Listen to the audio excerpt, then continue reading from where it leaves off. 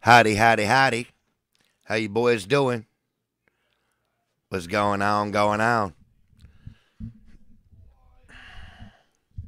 Man, I swear to God, these, I don't know, the TV stations and stuff that do shows, they have to have redundancies on top of redundancies, man. The shit never works. I don't know how they get anything out on time. What's up, Gambit?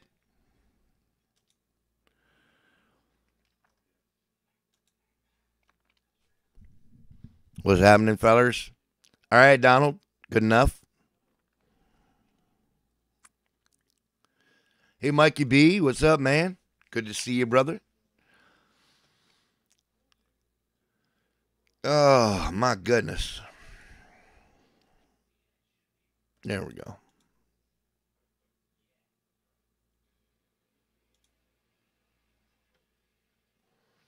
Letter bombs. Yeah, right.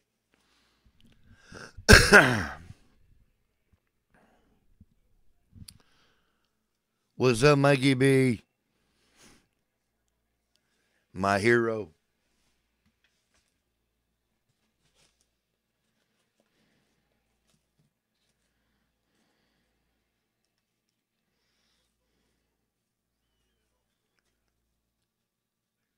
All right, Donald. Hey, Tommy, Tommy. Tommy, Tommy, Tommy, Tommy Robinson. Fuck yeah.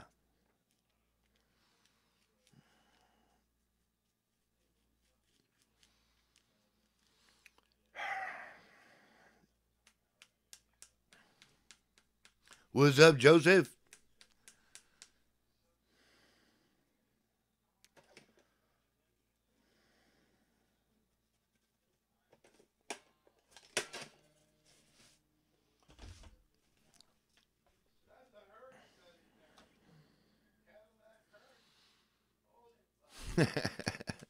That was psychic.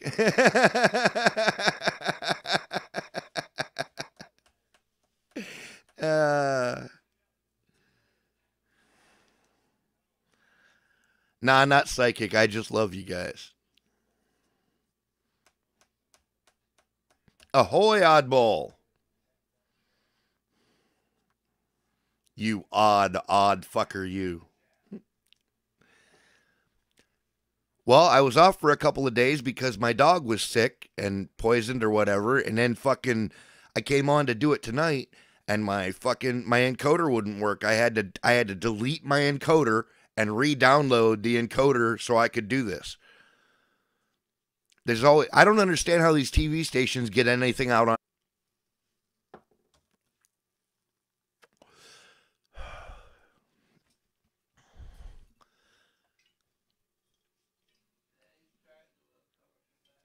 Claus's Bars. Woo, Claude Ball says.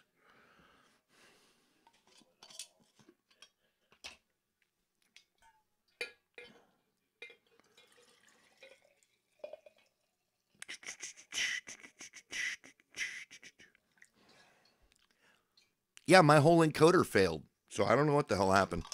I had to re-download it. Shots. Cheers.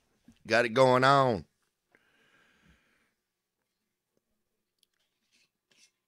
And my phone writes what it wants. Oh,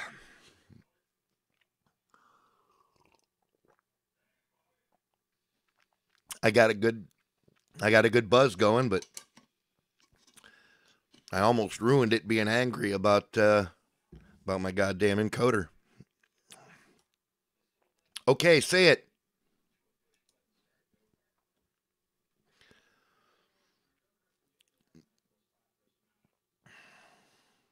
Lay it on me, Gambit. And my Choco Queen. Choco Loco.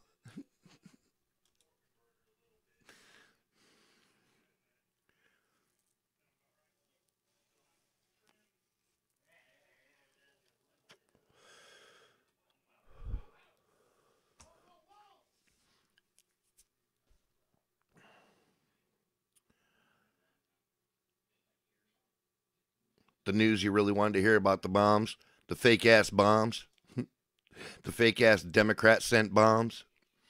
Yeah, we got that tonight. We are on the bombs.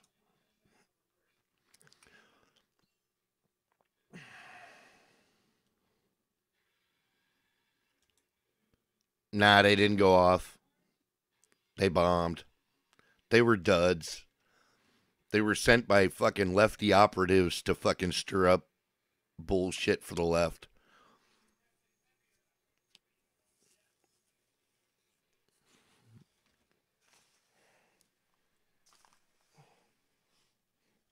Apparently, Democrat voters aren't the only things that don't work.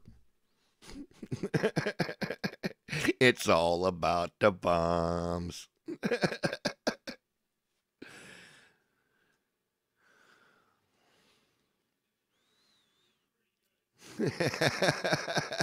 Yeah.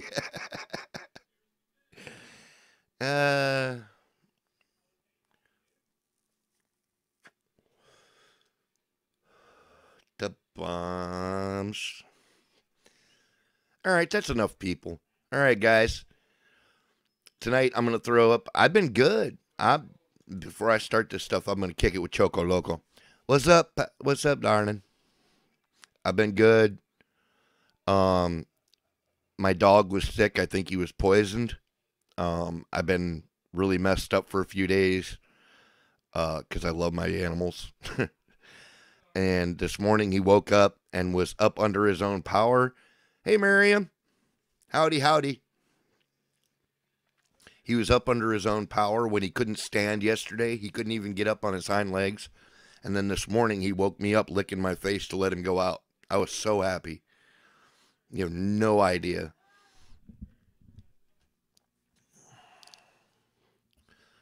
Oh, Joseph, you have no idea.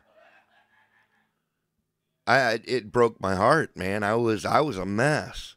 I mean, like, I was trying to keep going for a couple of days and shit, but I was just a wreck. I couldn't stop thinking about Doobie, and everything that I tried to talk about, my brain went straight back to Doobie, and now I think I can get past that because, well, fucker's up and full of piss and vinegar, and he's feeling better, and apparently what I did worked.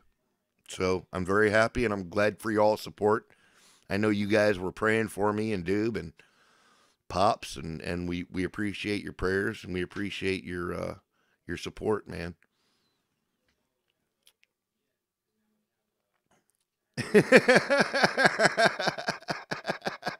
Hey, Rocky, watch me pull a bomb out of my hat.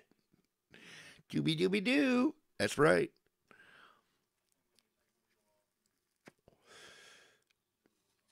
Doobie Doo's our little buddy, man. We love that little guy. Well, medium-sized guy. He's not a little guy. He used to be a little guy. Now he's a lapful.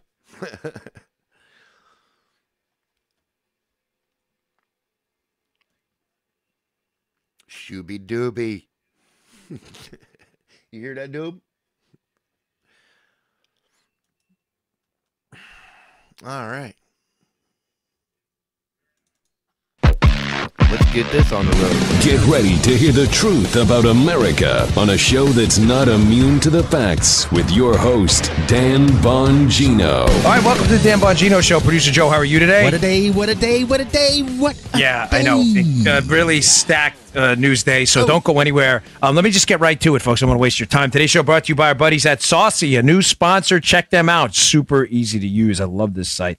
Everyone at some point has wished they could just have beer, wine, or liquor delivered. Well, someone finally decided to do something. Don't put a printer label on a package in font 700 font. You get what I'm saying? Mm-hmm. You keep the font normal, or you print in normal block letters so it would look like a standard package or envelope. That is not the case with this thing. Secondly, as I indicated on a Fox and Friends appearance this morning, and I'll put out to you there, and this is all out there, folks. I wouldn't, divulge any classified information. This is all out there already. All right. I wish it weren't, but it is. Printers leave a signature on printed documents. I don't know if you all are aware of this, but they do. It's like a fingerprint, isn't it? Like More a or less, yeah. yes, well said, my friend. They leave a printer, and how it's done, I I'm not at liberty to say, but it's a technique we used when investigating counterfeit money in the past. When I first got on the Secret Service, what we called P-notes, computer printed notes, were almost non-existent. Everything was done via some form of a printing press. As printer technology got better, people started to pass what we call P-notes. One of the ways that's very easy to detect P-notes is by the pattern a printer leaves on a printed bill. You can find out what printer it is, like Joe said, and I'll leave it at this. It leaves a fingerprint. Those fingerprints and literal fingerprints are most likely on those packages and on those printer labels. This is an amateur hour operation. Combine that with the size 700 font on the front, I think meant to draw attention to these packages, which makes no sense if your goal was to get these packages, God forbid, to detonate. Says to me, again, this is either an amateur operation or someone trying to look amateur. I will get to that point again in a moment.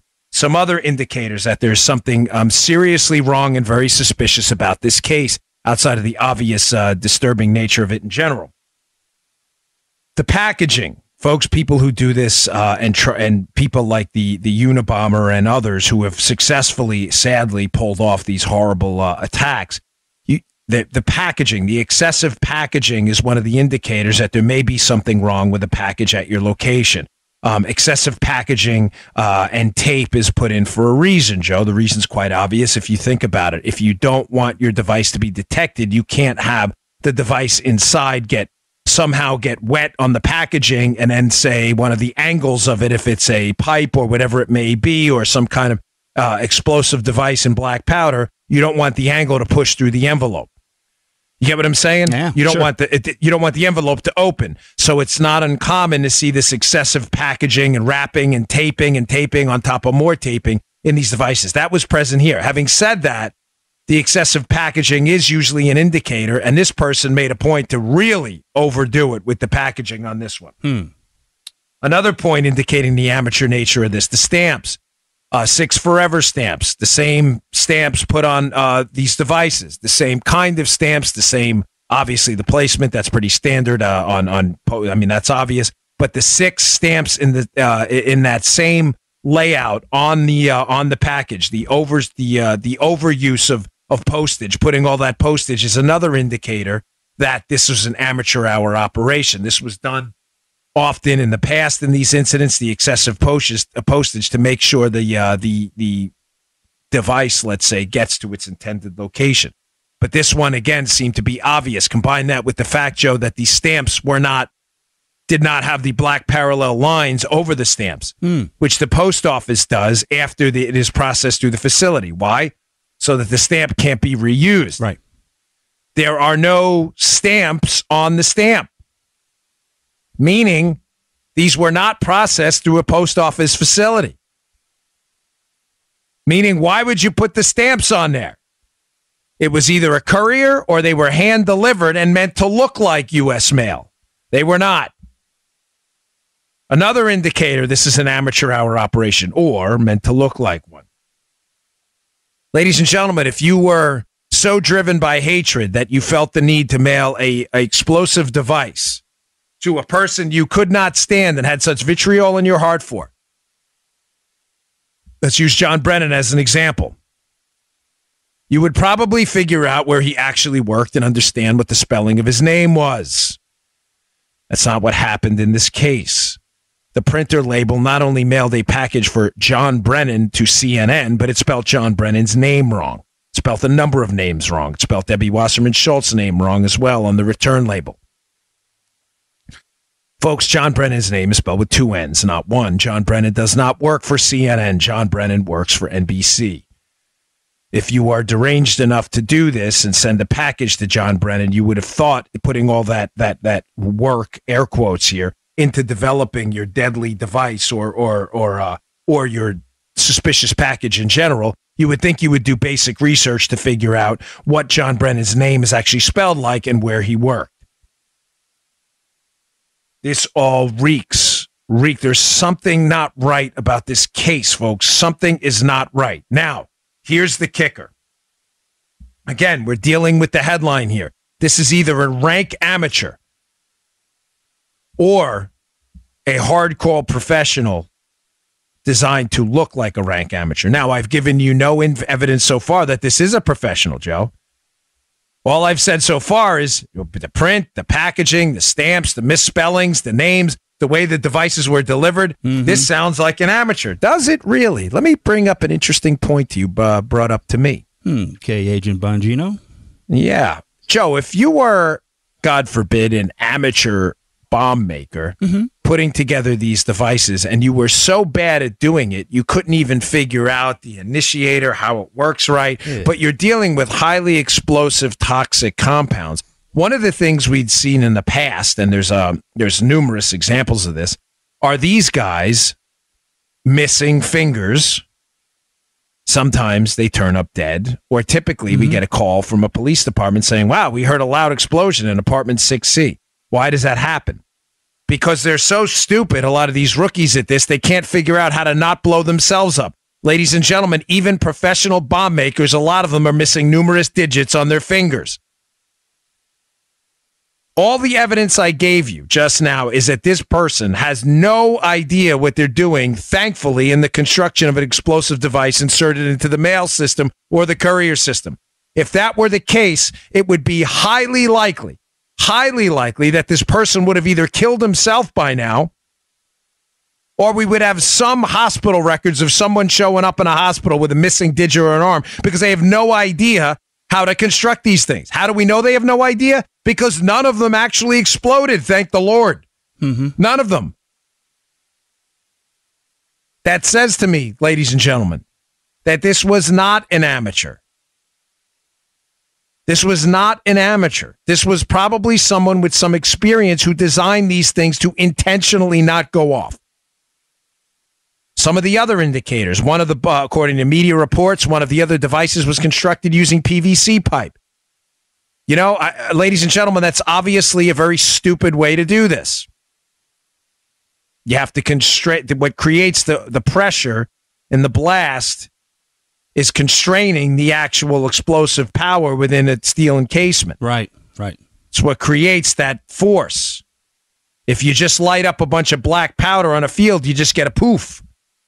You constrain those gases in a steel tube, you create a lot of problems. This is clearly, in my mind at this point, somebody who knew what they were doing and wanted these devices to be detected. Wanted these devices to be detected. Now, what worries me about this now, Joseph, is that the potential for a tactical shift going forward. If what I told you is true, and I believe it is, and I believe this person will be caught expeditiously, I'm expecting, listen, the predictions game is irresponsible here, but let's just say in the coming days, I believe someone's going to be caught. I believe who it is, and let me just not say too much here. I think it's going to surprise you. Yeah, I think it's going to surprise a lot of people what's going on here behind the scenes with this. But what worries me now is a tactical shift from this person. If this person, as I believe, has some kind of experience with explosive devices, how to detonate them, and most importantly, Joe, how to not detonate them, how to get these kind of black powder or potential explosive devices through the mail without them going off. And I believe that was the intention at this point. It defies credulity at this point that this person mailed 9 devices and none of them went off. What worries me is a potential tactical shift to devices that will go off. That will go off. That shouldn't be on everybody's mind right now. Would not be unheard of for things like this to happen. Now, one more point on this, because I do have a lot of news to cover today. You know, the example, it's brought up a lot, I know, because it was brought up to me on the news and a couple of radio interviews about the Unabomber and things like that it took a long time for the Unabomber to be found. In other words, that this person may take a long time to catch this person as well. It may. I don't think it will. I believe the fact that all these packages were left behind leaves behind a body of evidence. There's a lot of tape on some of these devices, folks. Tape is the way we get fingerprints. The chances of avoiding a fingerprint on 9 unexploded devices are slim to none. But I believe this person will probably be caught in the coming days. And you have a question there, Joe? Yeah, I do have a question. I can't remember who said it, but I want to know if it's correct, if you think it's correct, that there's more detonations of bombs being built than there are of bombs being used in execution. Is that? Yeah, that's exactly right. That's one of the reasons I mentioned that to you. One of the points I've been discussing with that's a lot of bombs to build and not blow up. Let's say, yeah, it's an awful. It speaks to a person's ability to professionally handle. I'm glad you brought this up. Okay. Explosive device. These are obviously toxic compounds. Yeah. Obviously. And the fact that none of these devices have exploded, or we have no indication yet that they've exploded while they were in construction, says to me that this is someone who knows what they're doing. That's what I meant. Yeah, thanks, man. Yeah, of course. I saw you, Joe was doing this thing where he touches his chin, and when Joe touches his chin, that means he's got some kind of a question he's waiting for me to answer. But on the Unabomber front, I just wanted to tie that part up too. The Unabomber operated over years and years and years, and he was tactically, very strategically putting those units, those explosive devices in the mail at different locations over extended periods of time. The reason he took so long to get caught is there was no clear pattern at the start. Well, what's happening and what's different in this case is there is a clear pattern. We have the stamps, we have the packaging, the unexploded devices, the fact that he may have used a courier. We're going to have video. There's a video dragnet all over Manhattan where this device this morning that was left at De Niro's place in Tribeca, was it the Triangle Below Canal in downtown Manhattan? These people, whoever did this or was organizing this, did it in such a short period of time that they left and they had to, just by default, having these unexploded devices in the video left a body of evidence behind. And given the full assets of the United States government dedicated to this, I believe this person will be caught soon, very soon. One final note on this. I have an article up in the show notes today I encourage you to read. I was furious yesterday at the media coverage of this. Ladies and gentlemen, it has been disgusting. It has been horrifying. You know, I said to you, Joe, I should have asked you to do this. And, you know, we've been busy lately and I don't want to bog you down with work. Right. But I thought of this last night and I just got so busy I forgot it. But I did a show, ladies and gentlemen, a long time ago after the horrendous baseball field incident in Alexandria where Steve Scalise was shot and a number of other members of Congress were shot at by a Bernie Sanders supporter. And Joe, I know you remember the show, and you know I don't like playing old clips of myself. It's kind of dopey, but I can summarize what I said because I remember the show like it was yesterday. And this just goes to show you the abhorrent, disgusting, horrifying coverage of the liberal media. Horrendous people out there. I mean, unbelievable what they're doing here, trying to pin this on Donald Trump. I had said to you back then, I'll say it again, and I will say it anytime this happens. After the Bernie Sanders supporter nearly killed Steve Scalise, I made a point acutely in that moment that we have to temper this and understand that this was not Bernie Sanders' fault. It's not. Now, you call it whatever you want. Listen to me. I don't care because I know where my heart and my head were at the time. Right. It is a dangerous, slippery slope to start blaming other people, Donald Trump, Bernie Sanders, or Sarah Palin, or anybody else for the deranged action of lunatics. Joe, neither you nor I have any control of what people decide to do out there if they have such darkness in their hearts that they want to physically harm others. We have made a point on this show repeatedly. Call it your virtue signaling. I don't care what you call it. I know I have made a point with this show repeatedly because I know what's in my heart. I know what's in Joe's heart. That violence, proactive violence, is never, ever, ever, ever the answer. Period. Full stop. Thank you. I'm not telling anybody not to defend themselves if they're attacked. I have said this over and over, and I made a point after that dreadful episode with Steve Scalise where he almost died, that was not Bernie Sanders' fault. And the minute we go down that road, that, well, you know, the guy was a Bernie supporter, so Bernie did this, we open ourselves up to a society of really mob-like behavior where anyone and everyone can be attacked at any time. Anyone can be tied to anything. They can say, oh my gosh, Joe Armacost tweeted a year ago, you know, that he didn't like the politics of Maxine Waters. So Joe's response, get him! You get what do you get? You get a witch hunt. Yeah. A legitimate witch hunt. Remember the witch trials? If they float, they were witches, and if they drown, they were witches. It was like you were a witch either way, you know? It was a lose-lose, whatever. I probably didn't explain that well, so I'll get 1,000 emails. But you get the point. The whole purpose of a witch hunt is you always find a witch. And many of you, thankfully, agreed with me. I got a lot of feedback on that. A couple of you didn't. You said, well, listen, the Democrats are out there calling for aggressive confrontation. Folks, yes, the ones who are calling for aggressive confrontation of public officials out there, I'm not going to tell you, have not played a role, at least in creating an environment, a really nasty, toxic environment. Yeah. I've always gone after these people for doing that. But we cannot put the behavior of individuals on others. It leads us down a dangerous path. Now, I only say that because the media, their abhorrent, horrendous coverage of this event. Joe, they have zero clues. Zero. None. They have absolutely no idea who did this. They don't know the motive of all of the W's out there. The how, the who, the why, the when. Of all the W's out there, Joe, what's the most important? The who. Who did this is the most important. That's how you determine a motive. They have no idea, folks. They have no idea who did this. And you've got people like Brian Stelter making these slight insinuations that these are Trump targets. You got CNN running Chiron's Trump targets under attack as if Trump somehow was responsible for this. I said to you on that episode, and I'll wrap it up with this. I said to you, wait, you watch. When something happens to a Democrat, I was saying this during the Scalise incident when a Republican was under attack, the media will pay you back no favors. And the point I was making at the time was I was not doing it because I was expecting the media to be honest later. These people are not honest. They're not. No. I remember the show, Joe? Yeah, I said to you, I do. I'm doing this because it's the right thing. It is not Bernie Sanders' fault that some Looney Tune tried to kill Steve Scalise on a baseball field. It's just not. You know, what people, I got some criticism yesterday for owning the libs. Owning the libs is about the exercise of political power, you idiots. Do you even listen to the show? To these morons? Did you miss the whole episode?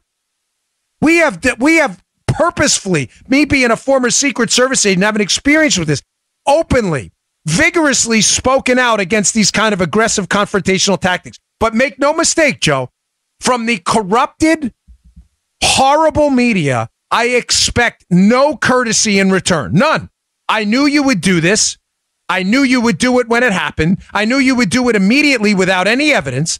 I knew you would not practice journalism. I knew you would practice liberal narrative advocacy. And sadly, tragically, you proved me right. And you know what? Even though you continue to do this, God forbid another incident happens with a Democrat. Another incident happens today. God forbid one of these devices is functional and actually goes off. I will still, no matter what, if something were to happen to a Republican today, I will insist because it's the right thing to do that the individual is responsible for their behavior. This is not some collective thing where Democrats are responsible for what some Looney Tune does.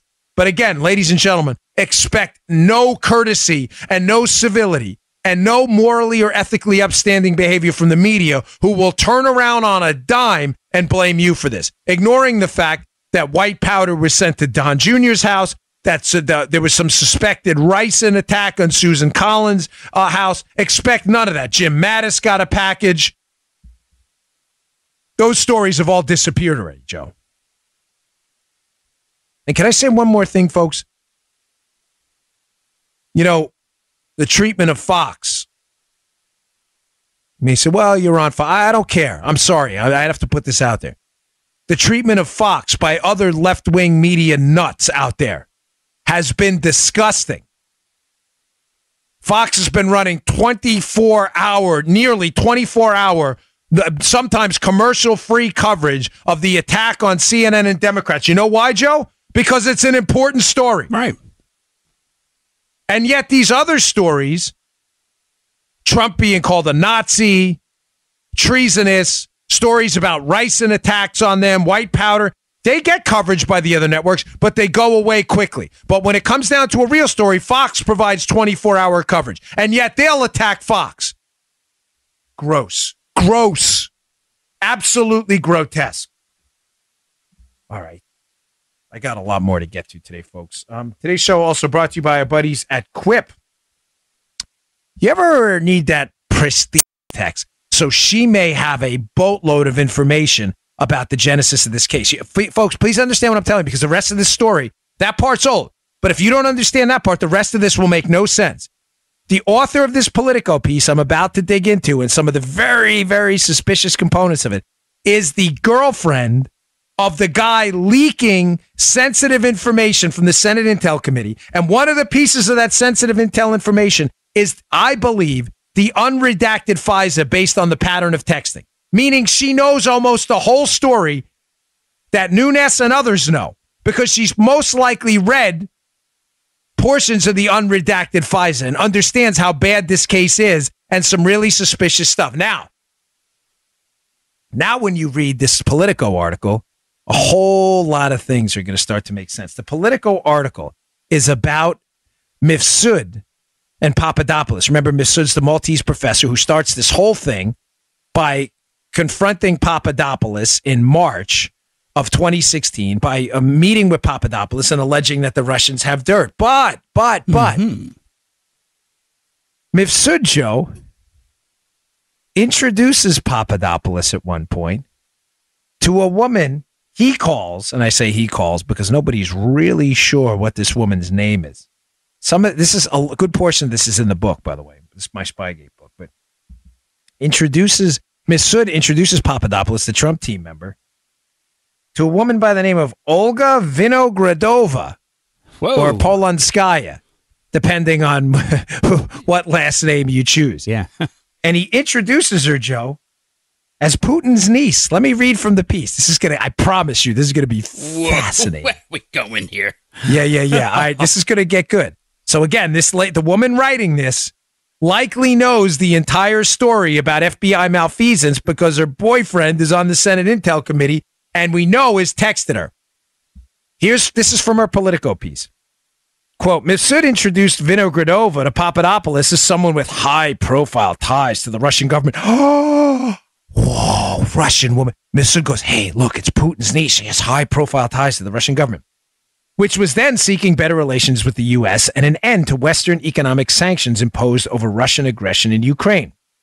One Papadopoulos email to Trump campaign officials said the woman had offered to, this is too perfect, to arrange a meeting between us and the Russian leadership to discuss U.S.-Russia ties under President Trump. Wow, how convenient. So the Maltese professor, Joseph Mifsud, who's alleged to have started this whole thing, right? And in the Democrat narrative is a Russian agent, despite the fact that all the evidence indicates he has significant ties to Western intelligence, not as significant to his ties to Russian agents. All of a sudden finds this woman, Joe, out of nowhere, who claims to be Putin's niece, who claims to have these high-level ties to Russia and can set up meetings. Whoa, isn't that convenient? How about that? Yeah. Well, what's interesting, none of this is news. That's in the book. Mm-hmm. Well, we've been holding on to some for a while, and an email I got yesterday leads me to believe that it's probably time to put it out there. Folks, what's fascinating about one of the documents used to prosecute Papadopoulos is if you read about his interactions with Mifsud, and hat tip to you know who you are, they're spoken about in a third person format, Joe. How would that happen? Now, I'm not explaining that well.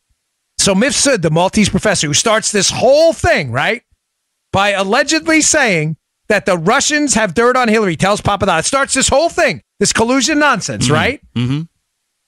Those interactions are documented in prosecutorial documents used against Papadopoulos. But they're spoken about from a third person's perspective. Now, I know it doesn't make sense to see the look on your face. If you and I, Joe, are having an interaction and we're talking about robbing a bank, and in the charging document, it says, well, Joe Armacost initially didn't take it seriously, but then he decided to take it seriously based on the look on his face. Mm-hmm. Yes. Who could that information come from if only you and I are at the table? One of us. Well, yes, it's not. You're looking at me like I'm crazy. One of us. Yeah. But I don't think it was Mifsud. Unless, Joe, they had a recording of it. Now, if they had a recording of it, who the hell was Mifsud working for? How did they get the recording? In other words, if this is a collusion operation with the Russians and Mifsud is a Russian agent, how the heck did they get the recording? The Russians aren't going to give it to him. Joe, is this making sense? I'm confusing you. No. I'm with you. Yeah, I got you. If Mifsud's working for the Russians to collude to overthrow an election, and the charging document talks about it from a third-person perspective, like a bird's-eye view over their meeting, there's only two possible scenarios. Either Papadopoulos said it, Mifsud said it, or there's someone recording the darn thing.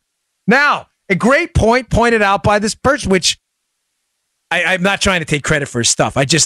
We've been looking at this for a while. And his email, it's time to get it out there. Talks about a part of the charging document. Maybe using the language of the charging document will make this make more sense. Okay. Here's what's written in there, Joe. Initially, the professor seemed uninterested in the defendant, talking about Papadopoulos.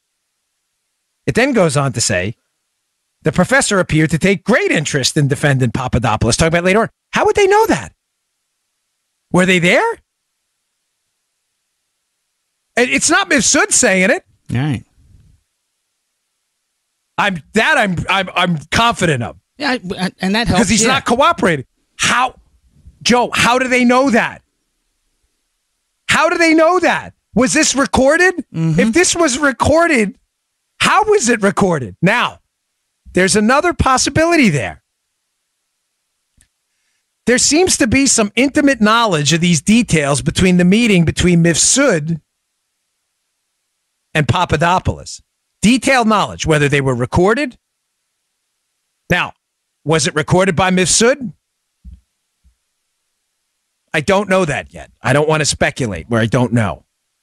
But what I'm telling you is there's a bird's eye view of this that was, I don't believe, passed on by Mifsud.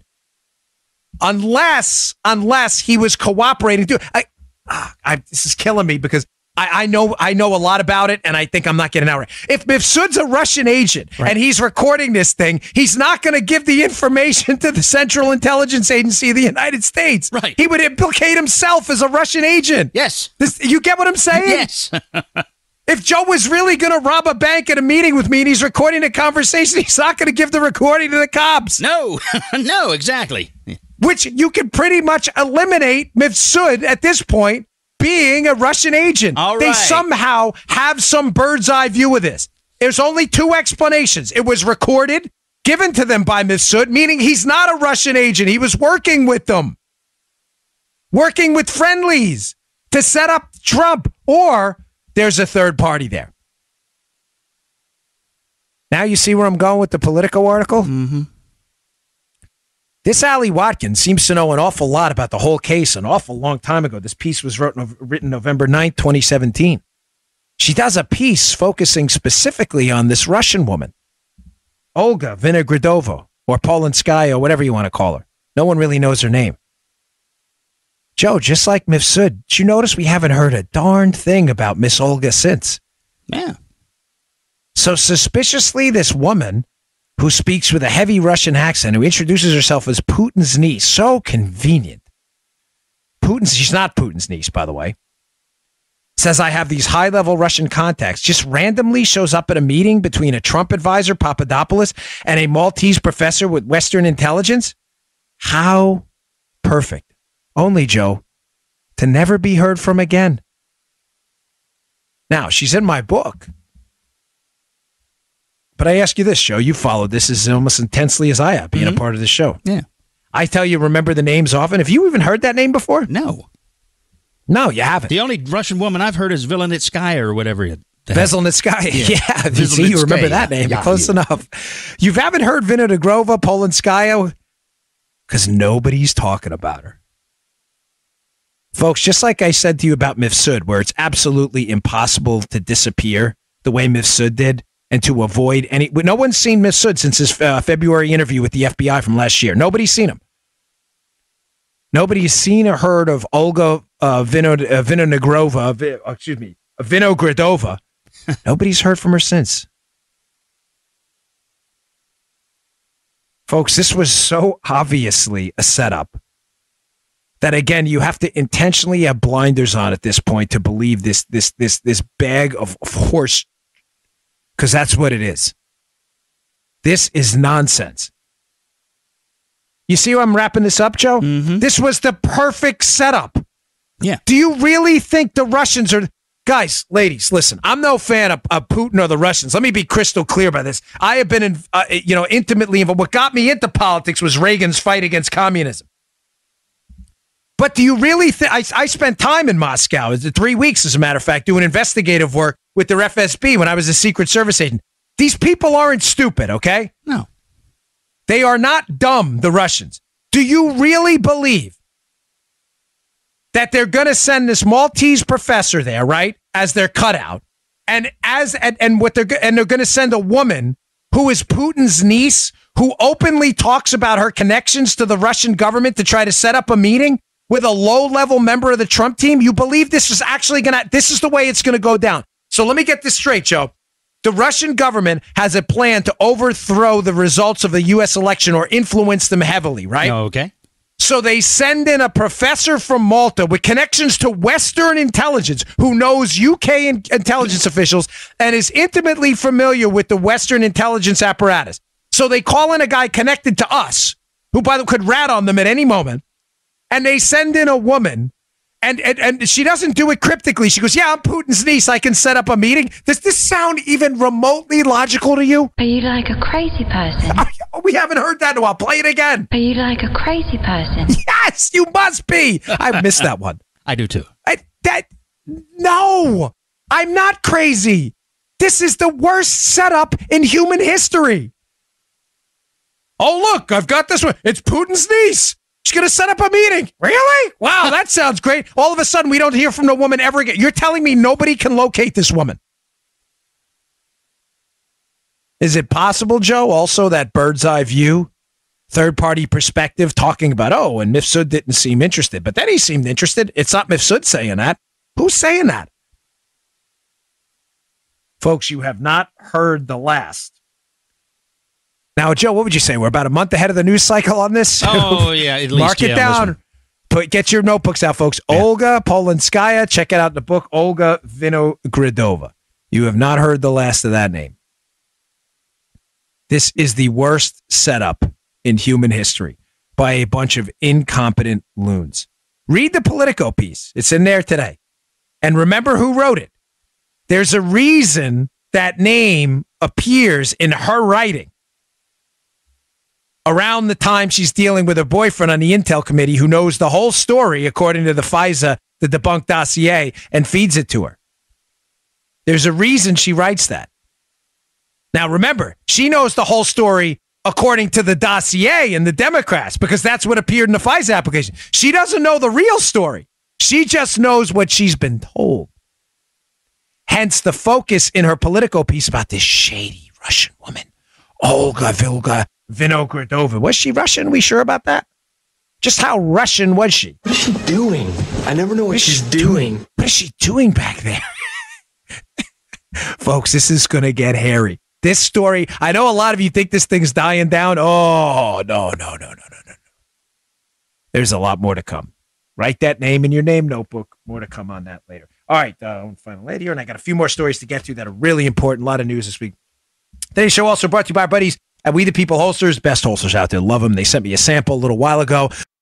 Put out a tweet thoroughly refuting the media coverage on this, which has been Donald Trump needs to prove there are gang members and criminals. Donald Trump doesn't need to prove anything. They're threatening to enter the country illegally. You have to prove that these folks are going to enter legally, number one, and should be here. You have to prove, not us. Here's the tweet, Joe. DHS can confirm, not can't, can, C-A-N, can confirm that there are individuals within the caravan who are gang members or who have serious criminal histories. That is a tweet from DHS. I worked at DHS, ladies and gentlemen. They are not politicians. They're not going to humiliate themselves in a tweet for any political agenda. DHS clearly has significant intelligence, Joseph, that there are people in this caravan with significant criminal histories or who may be gang members. This is their tweet. They're not going to embarrass themselves on their Twitter feed. Telling you what? The media is just making this story up. There's no evidence that there's criminals. Do you even read?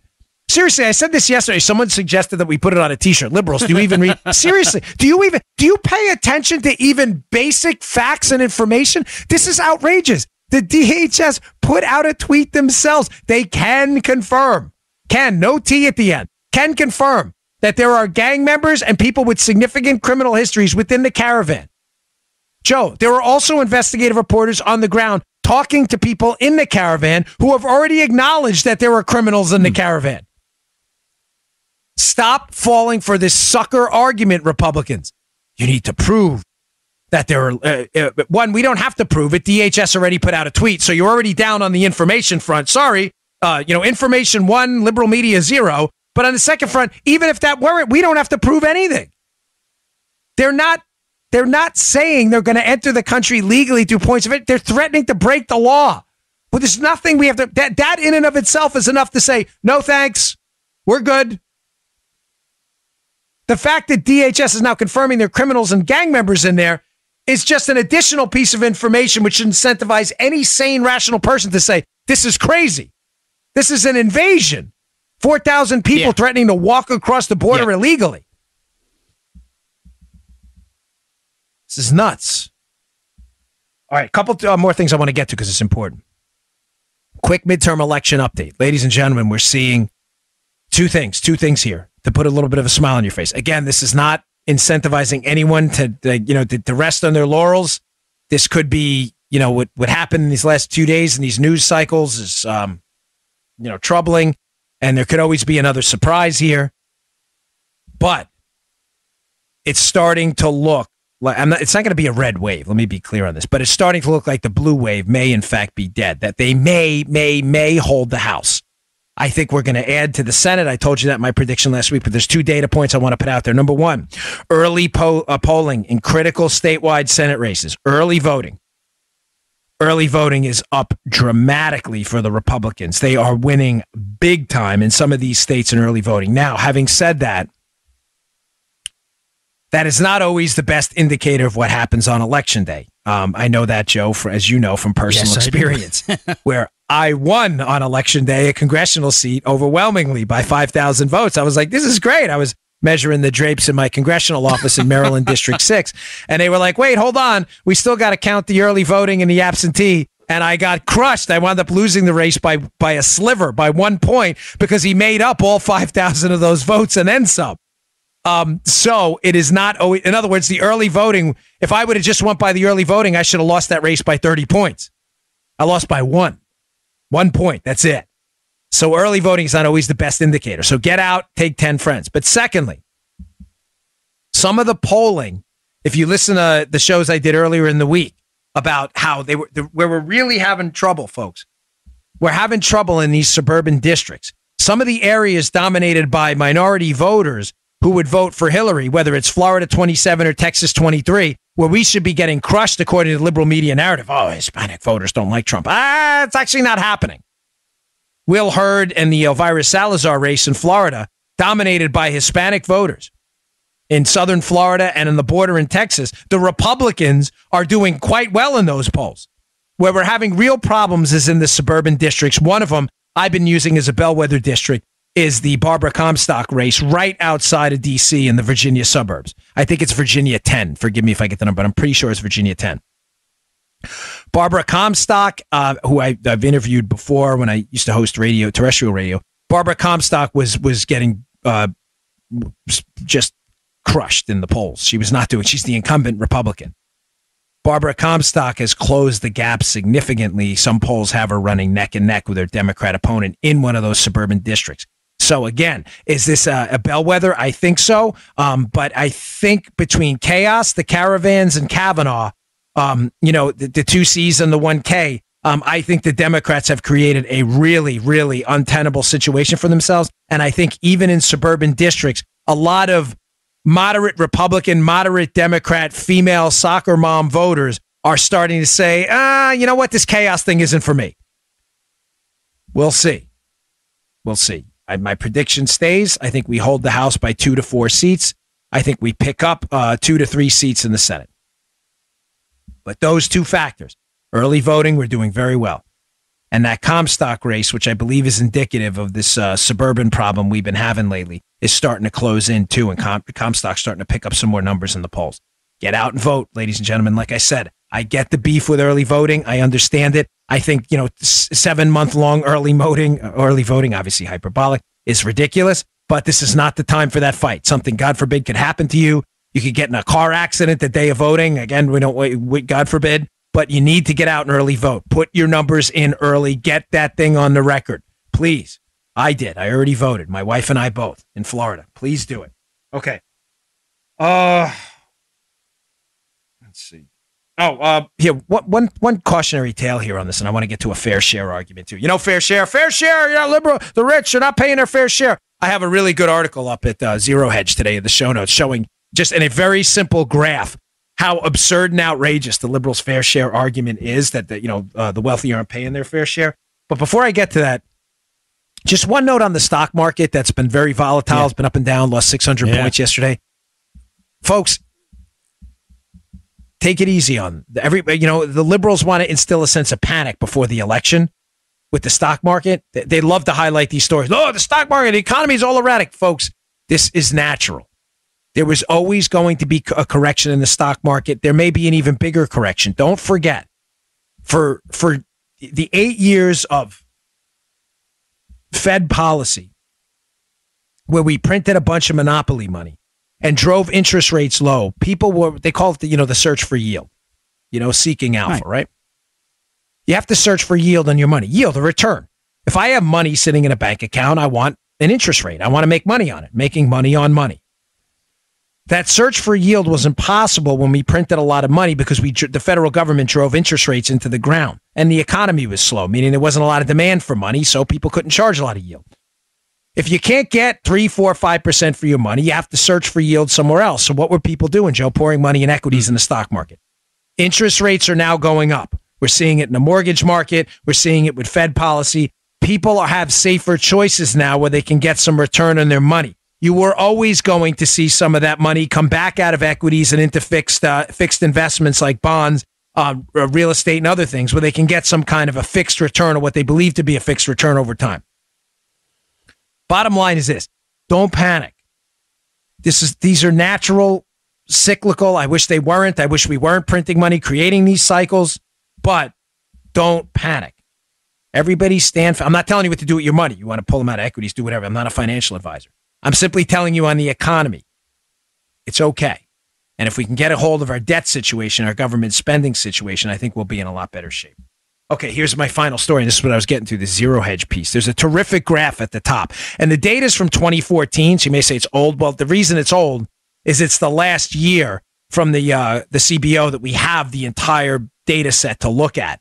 But on this fair share argument, there's this fascinating chart, Joe. It breaks down income categories into quintiles, right? The upper wealthy 20%, the lowest 20%, and quintiles, 5 separate categories of income. These are fascinating numbers for all you liberals out there arguing that wealthy people don't pay their fair share.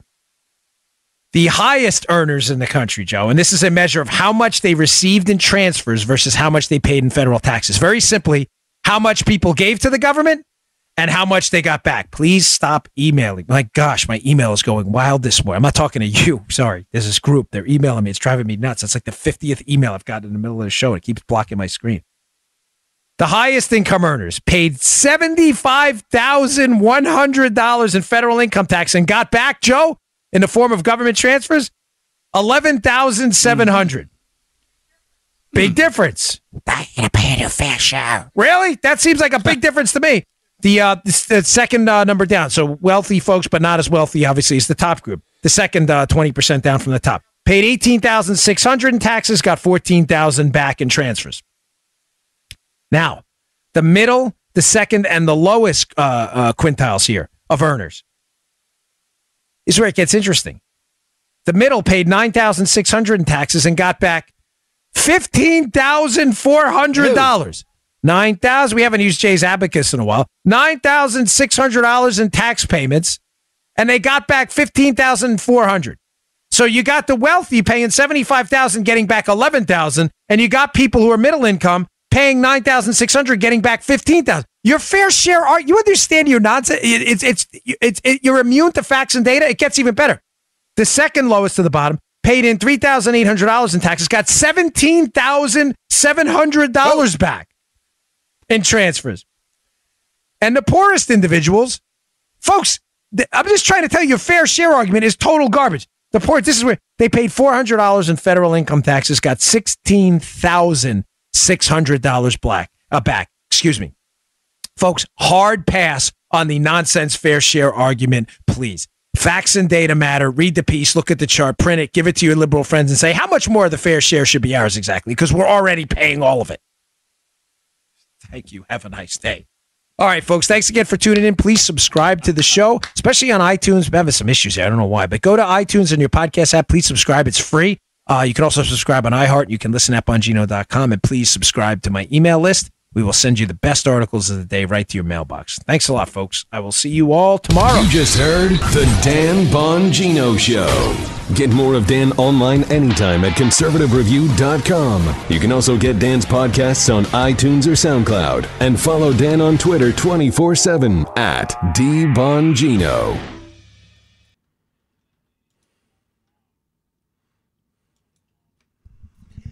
Ivana! Holy shit. What's up, lady? Good to see you.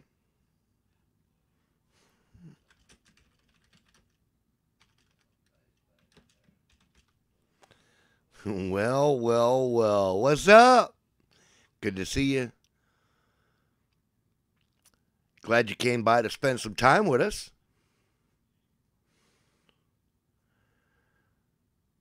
Oh, you have no idea. We've been struggling around here, man.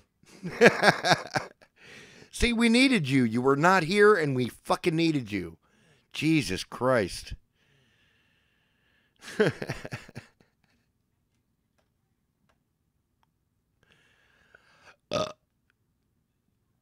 Who made and mailed bombs? Okay, who was it?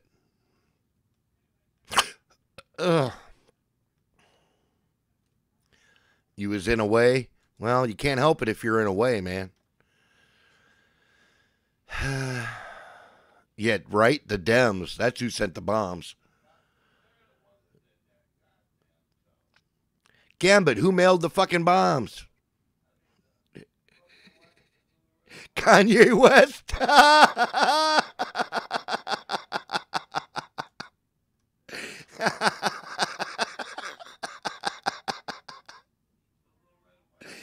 Holy hell. Poor Kanye, man.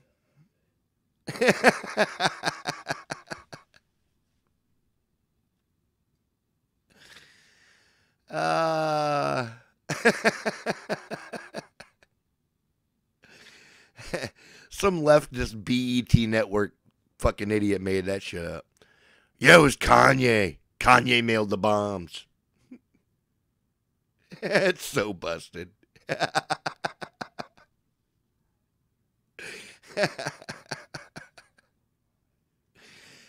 Oh my goodness.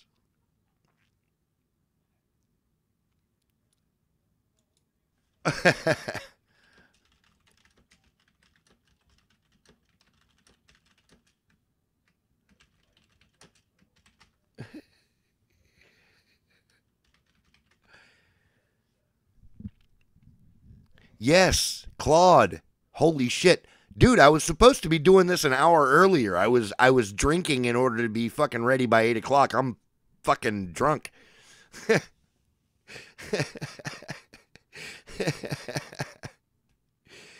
I was totally planning this for a whole hour sooner, so like my whole drinking schedule was thrown off.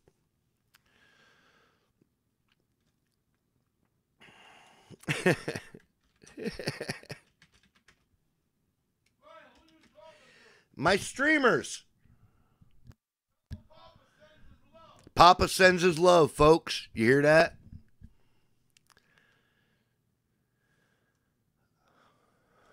The Democrats were hit by the pseudo bomber. The pseudo bomber. No, not you. Everybody said they love you, Pops.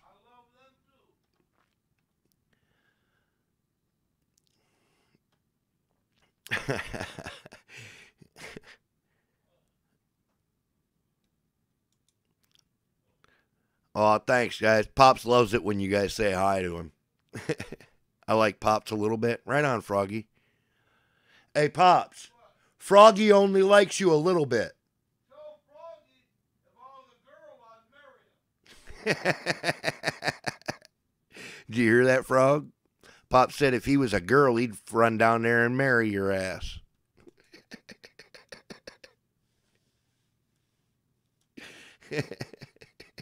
The fuck you mean only? Come on.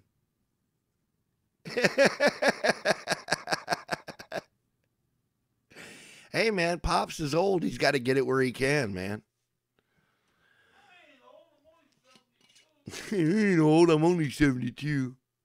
Come on. The fuck?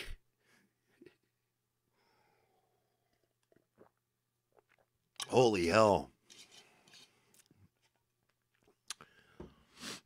Yeah, man, I'm a whole hour behind in my drinking/streaming schedule, so I'm all fucked up. You guys are just going to have to take, you know, he got a policy.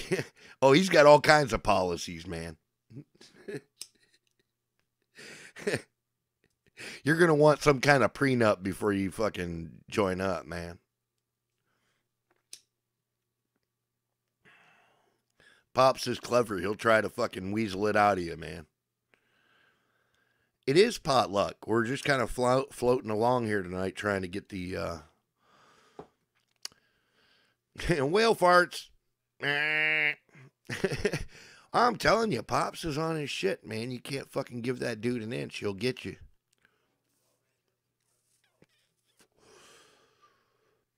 Holy shit.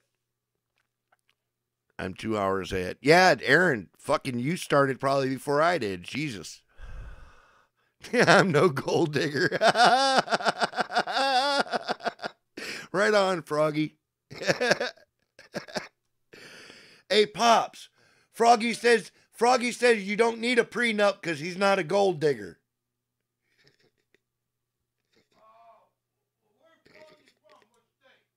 He's from Tennessee. He's right down the road.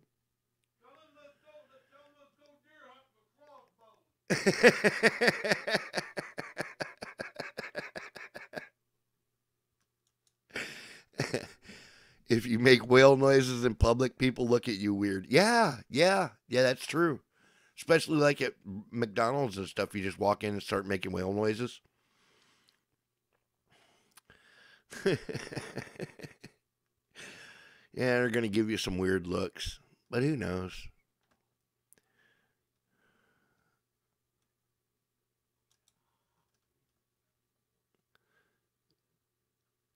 And don't moo in Chick-fil-A.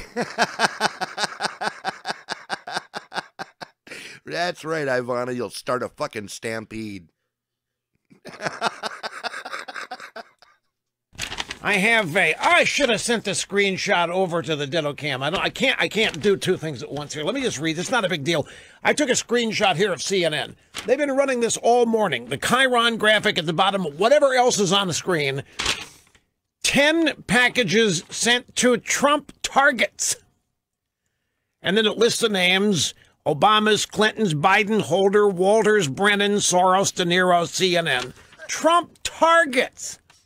CNN's preaching we're not to be talking about who did this because we don't have the facts. And yet, you think this is not telling us who they think did it? 10 packages sent to Trump targets? So Trump has targeted these people, and somebody out there is following Trump's instructions and sending the bombs. I have to point this out. There's not a single bomb that's gone off yet. There's not a single bomb that's even had a false alarm yet. There's no smoke that's come out of any bomb. I was talking about this, Mr. Snerdley, earlier today. You know, folks, to put together bombs like this, that made to look like they came from a cabin in the movie Deliverance. Let's be honest, that's what they're trying to portray. These bombs were made by some banjo-strumming Trump voter in the jungles of Georgia who has Deliverance on a 24-hour loop. And they were supposed to be lucky that the average Trump voter is so stupid that he can't make a bomb that'll go off. It takes a lot of expertise to make a bomb like this that looks like an idiot did it, but you know isn't going to go off. The whole thing would be blown to smithereens if one of these bombs went off. They're not designed to go off. Not one of them has. I understand at MSNBC they're feeling left out. They have not received a bomb, and they clearly think that they are one of Trump's targets. Guess what I'm also starting to hear in the drive-by media this morning? You tell me if this doesn't provide some clues. The drive-by media is saying that this whole sordid tale, ever since the bomb story broke yesterday, that the drive-bys have detected a reduction in enthusiasm on the part of Republican voters. Yes, my friends, Republican voter enthusiasm has been curtailed here. The drive-bys are saying they just sense it. They get a feeling out there that this whole episode is sort of tamped down all of your enthusiasm to show up and vote. Now, how could anybody know that? In fact, if you look at the latest polls that Ronna McDaniel sent out from the RNC, some of these are incredible. Let's see, in North Dakota, Republican up 16. In Missouri, Josh Hawley has pulled ahead of Claire McCaskill by 7 points. That's outside the margin of error. That is huge. In Nevada, Heller is up 6. Ted Cruz is up 5. That's a fall. That's a drop from, he was up +7. Indiana, Braun +4. West Virginia, Morrissey is up +2. And then she closed it. Let's keep this momentum going. Now, this tweet came last night at 9:30. And that was after a full day of dampening enthusiasm, the bomb story. Now, why would the drive-bys be saying this? Do any of you have this impression? Do those of you that have Twitter feeds, Facebook feeds, Snapchat, InstaChat feeds, whatever, do you sense that there is a waning of enthusiasm on your side of the aisle?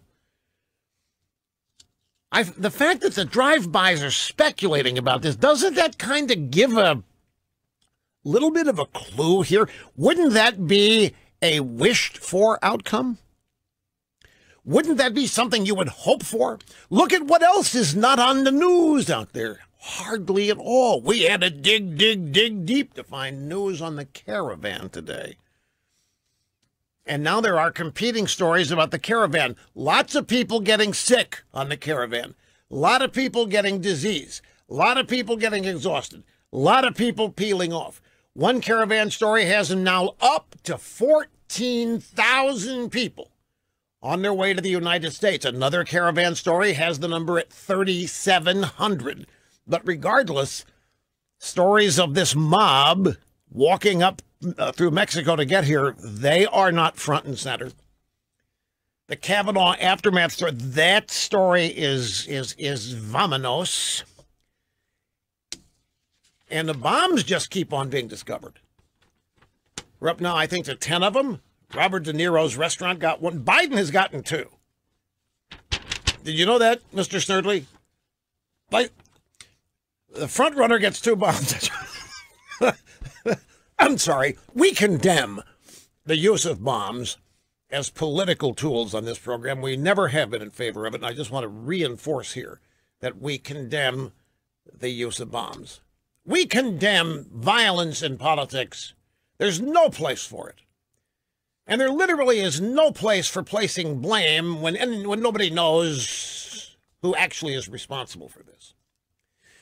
Back to my point, it takes some expertise here to manufacture bombs like this. If it's true that they're not intended to go off, And if it's true that they're meant to look crude and made by people that starred in the movie Deliverance, it takes bomb-making skill to put together bombs like that. I mean, these bombs, mail bombs, have timers on them.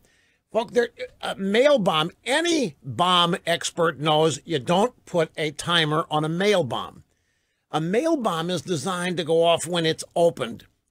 You put a timer on there strictly for visual effect because every bomb on TV has a timer. Remember, we are a TV-ingrained society. What we see on TV, we tend to believe. Therefore, bombs are featured in many TV shows and movies, and every bomb has a countdown timer on it. So these do too, except they're not active. They're not turned on, they're not counting down, and they're not connected to anything. They're just there for show. The stamps have not been canceled. I mean, as though they would have progressed through some sort of standard procedure at the post office. But why might the drive-bys think that Republican momentum has stopped? Why might they think that there has been a slowdown? Well, it's possible that they see the shift in soap opera narrative coverage every day from the invasion, the caravan, Kavanaugh, the economy, the Trump rallies. All of that stuff is gone. None of that stuff is being reported or talked about at all. And those were the things that were stoking the talk of Republican enthusiasm. Not to mention all the polls, and not to mention the stories on the flittering away blue wave. All of those stories are gone now. Every story that dealt with the midterms, and those stories had shifted toward Republican momentum. All those stories are gone now. And pretty much every story has to do with either Khashoggi and the Turks and the Saudis or the bombs. And how Trump's got to learn to shut up. He's got to stop stoking emotion like this. I mean, they're blaming Trump for this from beginning to end. But if you're in the drive-by media and all those other stories, the caravan/invasion, the Kavanaugh aftermath, the economy, which is a fabulous story, and the Trump rallies, if they are not news, and the only thing that is news is the bombs, these mailed devices, they've taken all of that other stuff off the radar. So the drive-bys reporting this stuff may feel like that the enthusiasm for the midterm elections, particularly, why only on the Republican side, by the way? Why only Republican enthusiasm? It must be because that's where the enthusiasm was. I mean, if there is a significant sea change in voter enthusiasm, and the drive-bys are going to report that it's Republican enthusiasm that is tamping down, then it must have been Republican enthusiasm that was very high and ratcheting up. So now they're saying enthusiasm has waned. It's Republican enthusiasm. So they are in their media capitals. They're in New York, and they're in Washington. They're in Los Angeles. They're reporting this stuff. And in their world, the midterms are off the radar. In their world, anything to do with the midterms and, well, not off the radar. It's a very important point. The enthusiasm on the Republican side, they see as having vanished. Why? Because there aren't any stories about it. Well, yeah, they determine what stories are covered and what stories are not. They determine what's reported and what's not. Now, at what point will the mailed device story from the southern jungles of Georgia fade? Why are you laughing in there? Come on. You know as well as I do that I know these people like I know every square inch. My friends, my glorious naked body. I know how they think. I know what they're thinking. I know what they're hoping. I know what they think of the average Trump voter. I know what they think of the average American. The average American may as well be a co-star in Deliverance.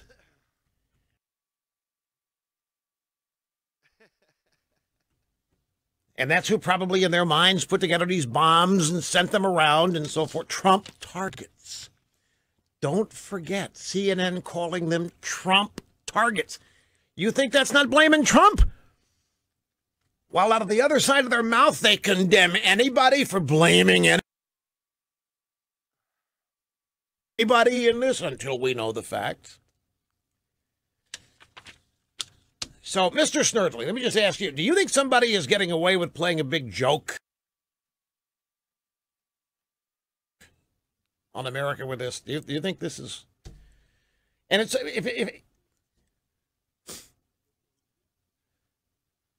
getting away... What the hell? With it with liberals. All right. Well, getting away with it with liberals.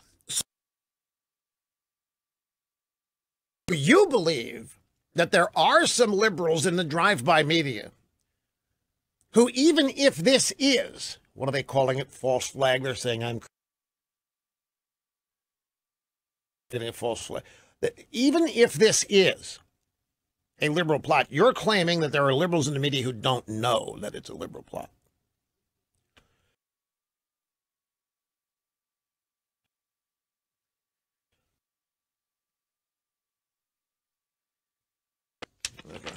Okay, so they're going to believe what they want to believe, and whatever this is what they make it. Okay. So, but it has to fade at some point, right? Don't say yes, Sue. Don't say it has. When will it fade? Tell me. The caravan is not going to get to the southern border by election day. It can't. Unless somebody sends a whole bunch of trucks down there, it can't.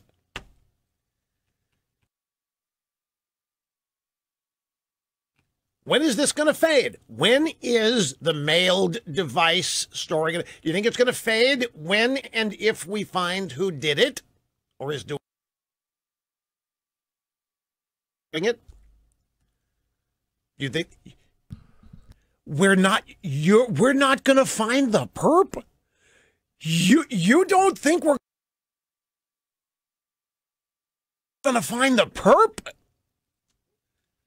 No time soon. Like, no, we will not find the perp before, say, the midterms.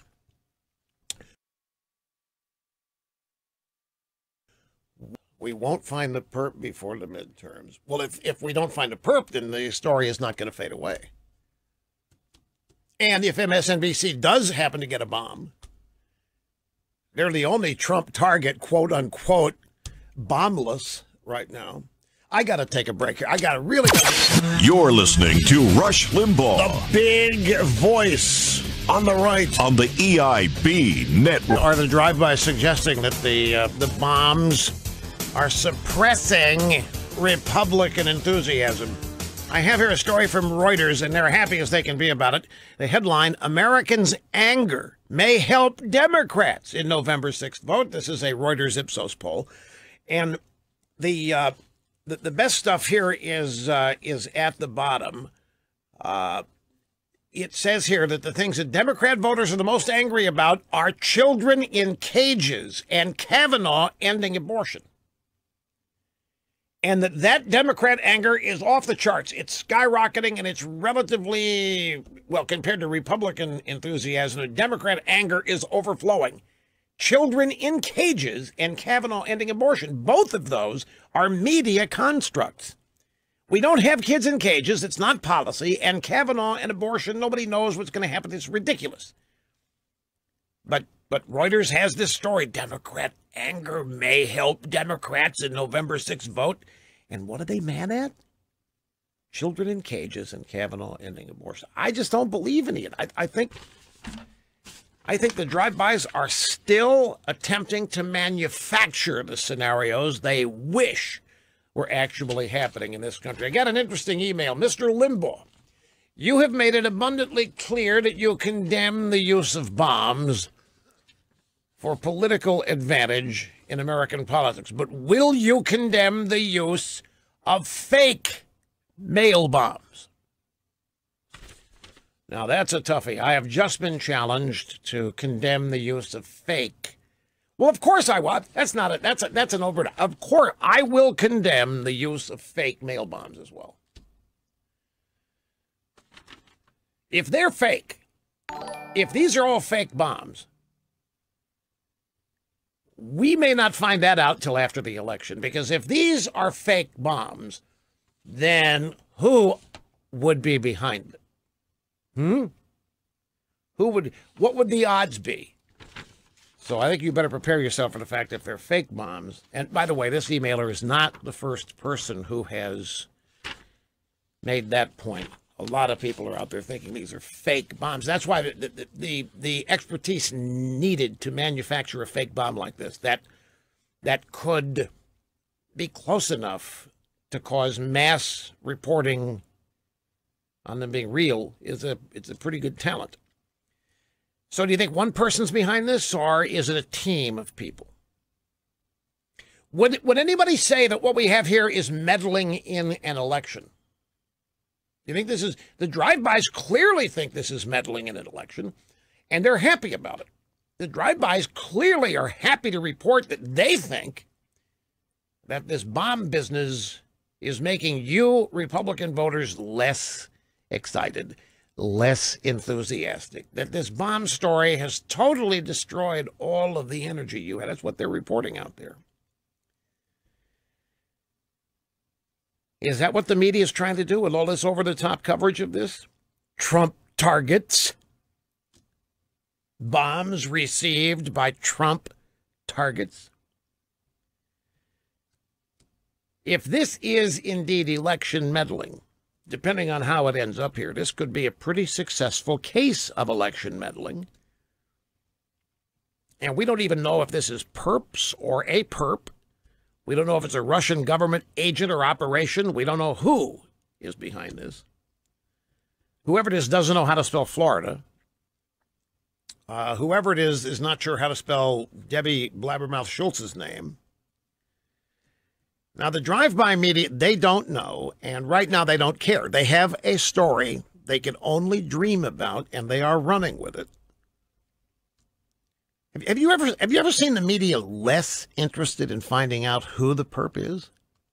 I mean, if you watch this carefully, you don't see a lot of curiosity about that. Just the fact that they can do banner headlines, Trump targets, receive bombs, or whatever it is plenty enough for them. Let's take a brief time out. We've got a great audio soundbite roster and much else coming, so hang on.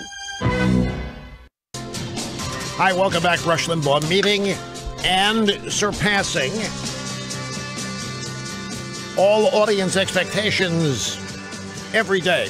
So Donald Trump has been busy tweeting. Among the things that he has tweeted, and by the way, I saw this all day yesterday on my tech blogs. There was a story, the New York Times had a story that Donald Trump has 3 iPhones. And the one that he uses the most is totally unsecure, and that the Chi-Coms and the Iranians listen in on every conversation. And that Trump knows it, but doesn't care. Really? Really, really. And so all of my little tech blog buddies pick the story up and running with it with the snarky laughter. They believe it because, like everybody else on the left, they believe Trump is a blooming idiot. Because their gods at the New York Times and the Washington Post and CNN tell them that. So you put out a story this stupid, that Donald Trump knows that a cell phone he uses is routinely, regularly monitored by the Chi-Coms, and he uses it anyway. And they don't say, maybe Trump is spreading false intel. Maybe he uses that phone to confuse. No, they automatically assume that Trump is such an idiot, such an egomaniac, that he's so much smarter that not even the Chi-Coms could understand what he's talking about. That's the tone of the coverage. I happen to know Trump does not use a cell phone for these kinds. He uses landlines, folks. He does not use email. He does not even text. If you get an email from Donald Trump, it's from his office and it's from somebody else. He does not send email. He does not receive email. He has seen too many people with emails that have been produced from years and years and years ago come back to haunt people. He does not have an email trail. He has never used email, and he doesn't do text. He tweets, and that's about it. When he makes a phone call, it's on a landline. So he tweeted, the New York Times has a new fake story that now the Russians and the Chinese are listening to all of my calls on cell phones, except that I rarely use a cell phone. And when I do, it's government authorized. I like hard lines, just more made up fake news. You know what my reaction to this is? All these little smart ass leftists out there who sit there in their smarminess and their arrogance thinking that Donald Trump is a mental midget and an idiot, and they couldn't accomplish 1% of what Donald Trump has accomplished. And yet they smugly sit there and assume that he's such an idiot. And they're very scared that Donald Trump is giving away American secrets by stupidly using a cell phone that the Chi-Coms routinely hack. Can you imagine how upset those same smug smartasses would be if they learned that for 4 years an American Secretary of State was using an unsecured private server in the basement of her home that handled thousands and thousands of classified top-secret communications, and that Secretary of State carelessly allowed those communications to be transferred to the laptop of a serial internet-crazed pedophile who called himself Carlos Danger? Can you imagine what the New York Times and these smarmy leftists would think if they found that? I'm sorry. They do know that.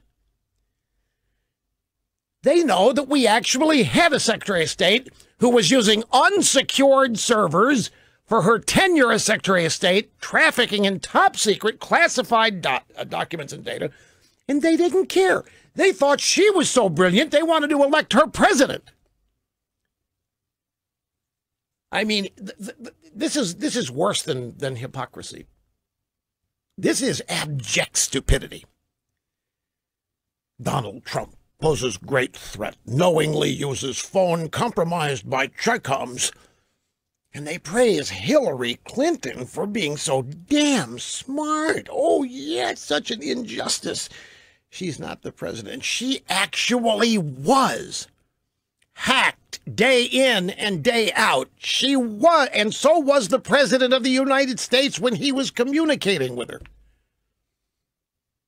The vaunted Barack Hussein. Oh, you know, there's some days I just have a hard to contain disdain for these people and their arrogance and their smugness and their condescension about things. These are people that are really and genuinely going to put this nation at risk. It isn't Donald Trump putting this nation at risk. It's Donald Trump that is helping to withdraw this nation from the jaws of risk and transfer the risk to our enemies. It is Hillary Clinton and Barack Obama et al., who these smug leftists seem to adore, who put this nation at risk in so many ways, economically, foreign policy, intelligence, you name it. And they have the audacity to chime in on the so-called stupidity and ignorance of Donald Trump. Some days it just gets to me. It just ticks me off. Another Trump tweet. A very big part of the anger we see today in our society is caused by the purposely false and inaccurate reporting of the mainstream media that I refer to as fake news. It's gotten so bad and hateful, it's beyond description. Mainstream media must clean up its act fast. Every word of that is true. They're out there calling Trump Hitler. They're calling him. Do you know the New York Times published a story yesterday, the day that this bomb business started? The New York Times had a story yesterday fantasizing about Trump's assassination. You want to talk about lack of civility? You want to talk about public discourse? The New York Times yesterday, October 24th, published a fictional piece imagining Trump's assassination at the hands of a Russian and a Secret Service agent. Novelist Zoe Sharp wrote the following narrative of the president's assassination. I'm going to quote verbatim. The president didn't seem to notice. He waved in his desultory fashion. The Secret Service agents clustered around him, ushered him forward, the armored limo idling outside at the curb. The Russian waited until they were a few steps past before he drew the gun. He sighted on the center of the president's back and squeezed the trigger. The Makarov misfired. The Secret Service agent at the president's shoulder heard the click, spun into a crouch. He registered the scene instantly, drawing his own weapon with razor-edge reflexes. The Russian tasted failure. He closed his eyes. He waited to pay the cost, but it did not come. He opened his eyes. The Secret Service agent stood before him, presenting his Glock, but first. "Here," the agent said to the Russian assassin, "use mine." New York Times published this yesterday. A Secret Service agent helping a Russian agent assassinate Donald Trump after the Russian's gun fails to fire. No wonder the New York Times couldn't resist publishing it, even on a day when they are pretending to be horrified by the thought of violence because of some bombs being sent to Democrats. You know, a couple of mouse clicks could have told the writer of this piece that the Secret Service don't use Glocks. They're not issued Glocks. They use the Sig Sauer P229. A minor point. A minor point. So this actually ran in the New York Times. They explained the reason for publishing the piece. The New York Times said, well, our focus here at the book review is our books and stories, but also on how the books being written and read reflect the world outside of books. And one of the biggest stories out there, of course, is the Mueller investigation, the relationship between Trump and Putin. It's hard not to speculate. It's made up. They're justifying a story on the assassination of Trump by a Secret Service agent based on the Mueller investigation. I'm telling you, these people are not right, folks. They're troubled. They are suffering psychological disorders that has been brought on by the unrelenting hatred they feel over the outcome of the 2016 election. They are out of control. And these are the same people that published and reviewed a movie on how to assassinate George W. Bush during his presidency. And all day long yesterday and all day tonight, we're getting preached to by the people in the media. It would be very, very dangerous to start speculating who's behind the bombs before we have the facts. That is very, very... So they're preaching to us about civility when they are running stories and publishing excerpts from books fantasizing over the thrill and the joy of Donald Trump being assassinated. Does anybody find something seriously wrong with these people other than me? There's something seriously, mentally, psychologically wrong here. I mean, it's one thing to run this, another thing to not realize how plain and simple wrong it is, and then to justify it based on the Mueller investigation. Well, there's a lot of interest out there, Mr. Limbaugh. Mueller is looking into the ties between Putin and Trump. There aren't any. How about the ties between Hillary and Putin? There aren't any ties. You haven't found any. There never were any. There were none to be found. There wasn't any collusion. Anybody with an open mind and an IQ of a pencil eraser knows it by now, but not these people.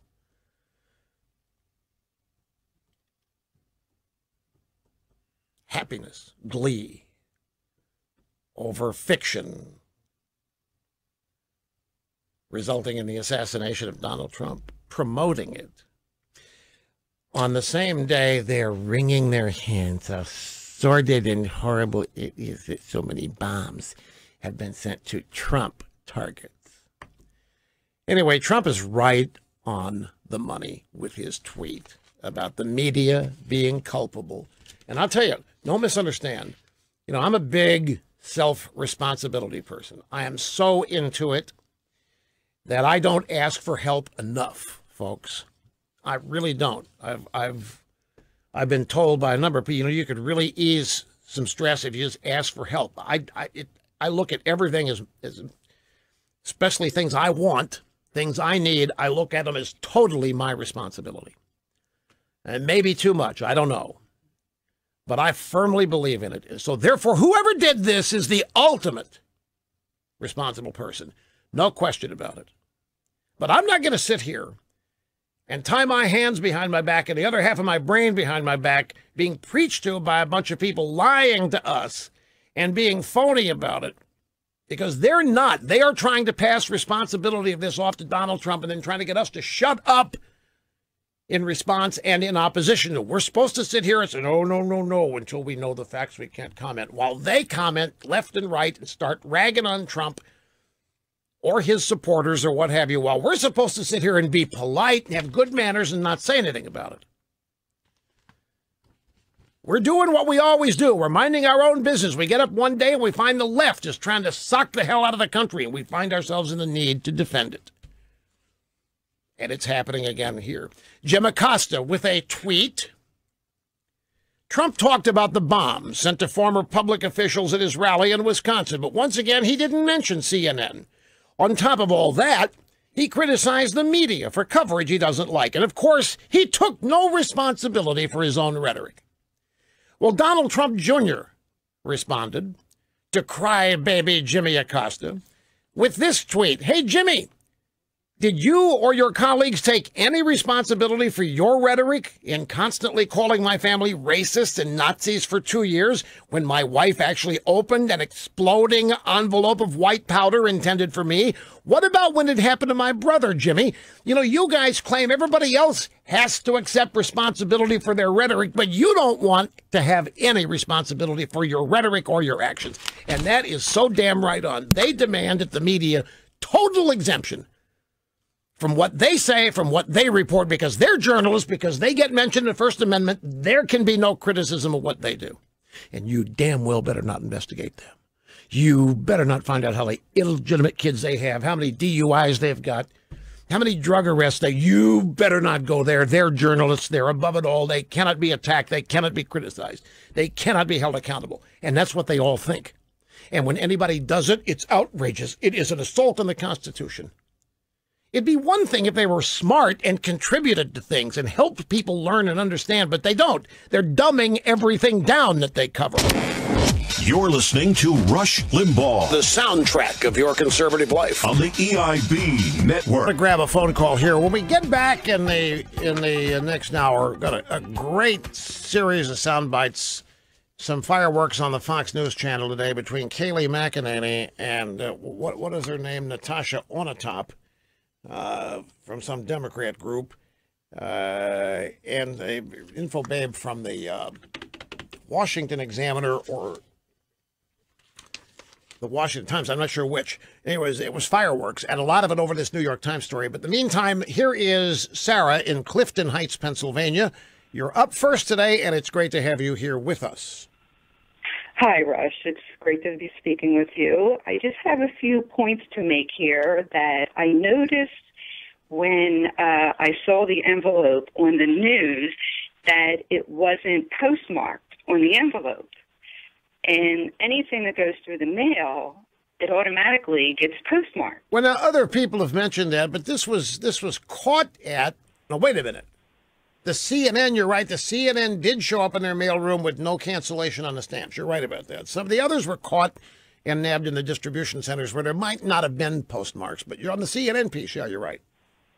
And also, the 6 stamps that were placed on the envelope would not be enough to cover the cost. Well, that's what I say. They came from the swamps of Georgia, as far as the drive-bys. Exactly. Right. So, yeah, I just feel that they're just throwing anything against the wall right now to see what sticks. And you mean Democrats are throwing it against the wall to try to mess up the midterms or meddle with the election? Is that what you mean? Or just to get Trump? Yeah, anybody that is behind this. I mean, I have my suspicions who may be behind it, but at this point, I think that they are just in such chaos that they're just seeing what will stick to make a total chaos out of the whole midterms. Well, if that's true, then it would certainly indicate that they do not believe in a blue wave, at the very least. Anyway, I appreciate that, Sarah. No, I'm not going to ask her who she thinks. I'm not going there, folks. They're not going to trick me. Not Rush Limbaugh. No way. Jose. The Truth on the EIB Network. Ball package. Telephone number, if you want to be on the program, is 800-282-2882, and the email address, lrushbo@eibnet.us. I have something, I'm not sure I believe this. There's a story here from CNBC, and the headline is Medicaid enrollment declines for the first time in more than a decade as strong U.S. economy boosts income for poor Americans. Again, this is CNBC, so this is not your Trump-loving media. Now, Medicaid is a right that everybody has to have to survive, right? Even illegals. Medicaid, we talk about, we can't have a country without Medicaid. Do you know the difference in Medicaid and Medicare? Just so Medicaid is for the... Medicare is for our beloved seasoned citizens, of which I guess I'm now a... esteemed member. Medicaid is for the poor. And I thought it was falling apart. I thought there's nothing we could do. That more and more people have to be added. It's going to blow up states' budgets. And then all of a sudden we have a story here. Medicaid enrollment declines for the first time in more than a decade as strong U.S. economy boosts income for poor Americans. Medicaid enrollment fell for the first time since 2007. It declined about 0.6% in fiscal year 2018. This is from the Kaiser Family Foundation report. States largely attribute the enrollment slowdown to a strengthening economy, resulting in fewer new low-income people qualifying for Medicaid.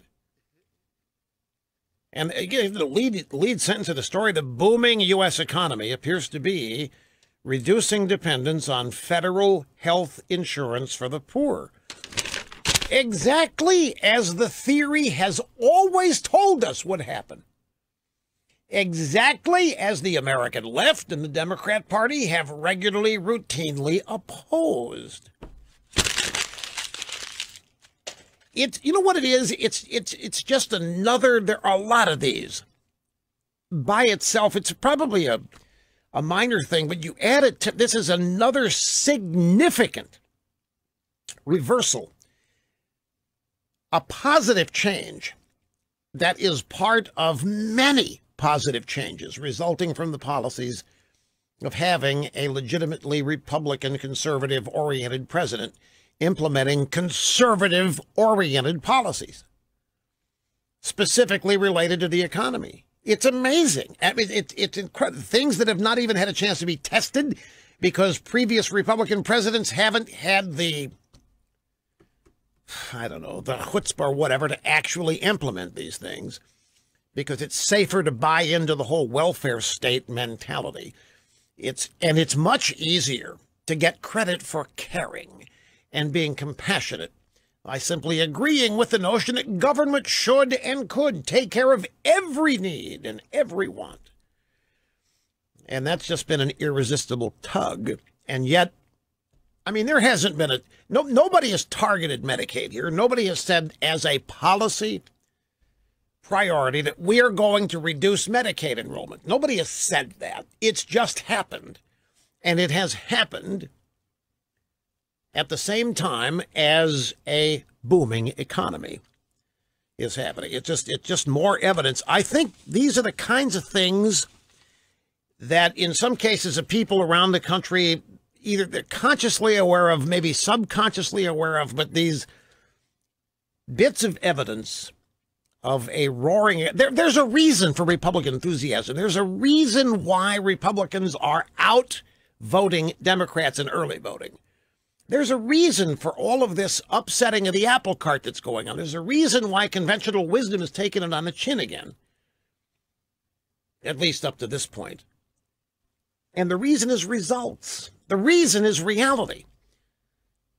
And it's a great thing. Okay, so the audio sound bites as promised. This was on the Fox News Channel American Newsroom today. Bill Hemmer and Sandra Smith were hosting a roundtable out there. There was 3 women. we had Republican National Committee spokesperson Kayleigh McEnany, Bustle.com head of research Jessica Tarlov, I refer to her affectionately as Natasha Onatop, and Washington Free Beacon senior writer Liz Harrington. They're talking about the package bombs, these mail order devices that have not exploded yet. And Bill Hemmer starts off by going to Kayleigh McEnany. Kayleigh, what you've been watching, what you've been observing over the past 6 hours, what do you see? What I've observed is a president who exhibited leadership. He condemned these attacks. He called for unity. And then you had a response from the liberal media to then blame the president. They should, instead of blaming the president, take a cue from the president who exhibited leadership yesterday, who called for this country to come together. Instead of attacking one another with partisan politics, it's time to stand behind the president. And it is shameful, I will add, that the New York Times today chose to publish an article that depicted the assassination of the President of the United States. We are 24 hours from these devices being delivered, and how shameful of the New York Times. Now, I mentioned that to you toward the tail end of the hour. They actually did. They published a fiction piece by a writer fantasizing over a Secret Service agent handing a Russian agent his gun to assassinate Donald Trump, not the president, not just the president, not a no-name generic, Donald Trump. You've got a Russian agent trying to assassinate Trump. His gun doesn't go off. And so a nearby Secret Service agent hands the Russian assassin his gun, says, here, use mine. The Times runs this story, and they excuse it by saying, well, we must publish stories that relate to reality, and with the Mueller investigation of Trump and Putin. What has that got to do with Trump being assassinated anyway? Even if there were something to it, which there's not. And they're preaching to us while publishing that story. They're preaching to everybody about civility and why you need to dial back what Donald Trump is saying, and Donald Trump needs to dial it back, and Donald Trump needs to change, and Donald Trump did it. Meanwhile, they can call him a Nazi, they can call him Hitler, they can lie about the things he says and does all day long with no recourse. That's what McEnany's talking about.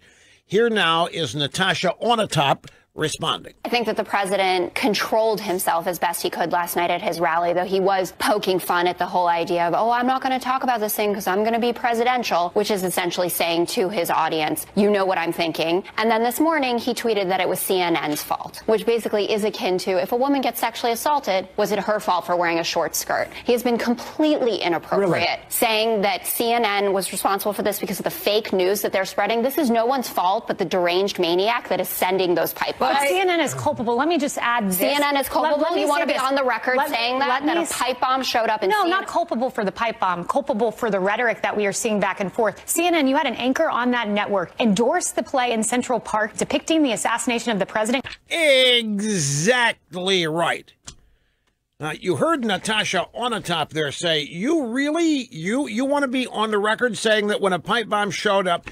How about her analogy that Trump blaming CNN is akin to, because they got a bomb, they received, it's like blaming a woman who's sexually assaulted, blaming her for the assault. I mean, that's the logic. That's the analogy she used. Okay, so the conversation continues here. Now you'll hear the senior writer for Washington Free Beacon, Liz Harrington, join the conversation. It's resumed here by Natasha Onatop. The kind of rhetoric that the president has been espousing for years. He recently commended the congressman about body slamming the reporter. He has called the press the enemy of the people. He used to say that he'd pay the legal fees for anyone who got in someone's What about the language of the left? What about the language of the left? Liz, I'm happy to talk about it, and I condemn it. Get in their face. F Trump is mild compared to what is going on John here. Brennan and CNN had a choice yesterday. You saw the president come out saying this is abhorrent to what America stands for. Let's unify.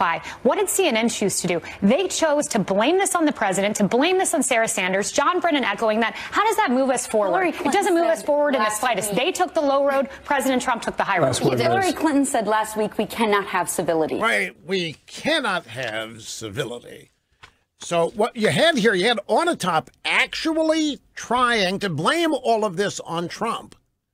And, of course, using this, I'm from the high road, and I'm from propriety, and so just simply because she's on the left. Now, before we go to the break, we're we're gonna switch gears here for just a bit to talk about the caravan, because I saw this coming up right after I saw the sound bites that you just heard, and I switched over to CNN and I caught the governor of Ohio there, John Kasich, and he is being interviewed by, I don't know who the reporter was at CNN, doesn't matter.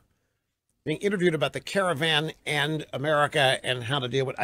I just want you to hear this. We have 2 bites. Here's number 1. We have a caravan coming north. We don't want all those people coming across our border. And there are ways to deal with it. I believe that if we would check those who are legitimately in need of asylum, could be vetted before they even get to the border. But you know what? We're born in America. You know how lucky we are to be born in America and not be born in Guatemala, where they would say to your daughter, you know, if you don't do what we want, we will rape your daughter or we will kill your son if he's not a drug mule.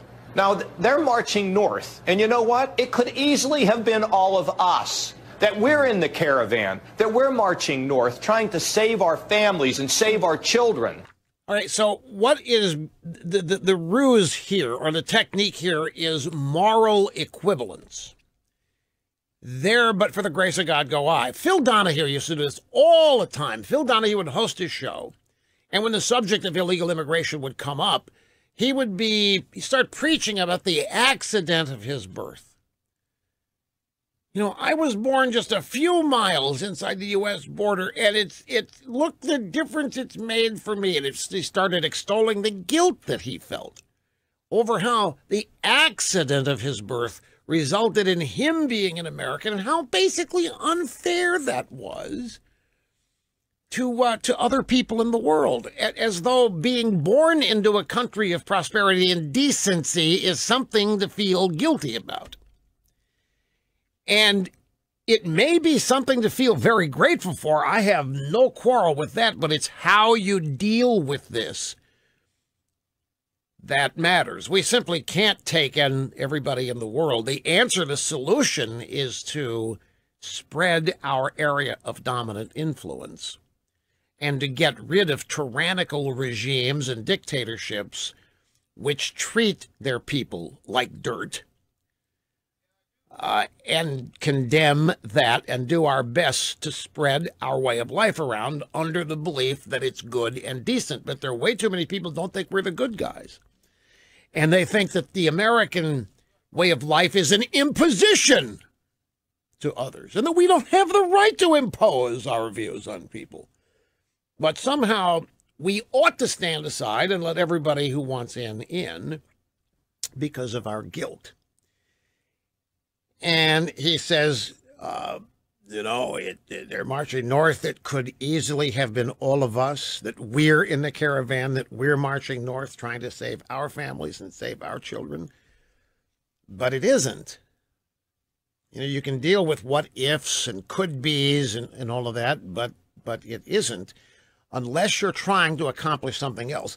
So here's Governor Kasich now continuing his thought. We've got to start putting ourselves in the shoes of other people. We've got to start thinking about the consequences that others suffer. And if we've been spared those by the grace of God, let us be appreciative. Let us count our blessings, and let us reach out to those who have less. And let's stop putting up walls around ourselves and not understanding the plight, the trouble, and the problems of others. It is not right, and the Lord doesn't want it. And our people, at their hearts, want to reach out to others. Look at what they do in these storms. They go and they rescue people they don't know. They put them in their homes. They feed them. That's America. Not all this garbage and this division and yelling and screaming and hatred on all sides. So mad. Man, something has really gotten to Governor Kasich here.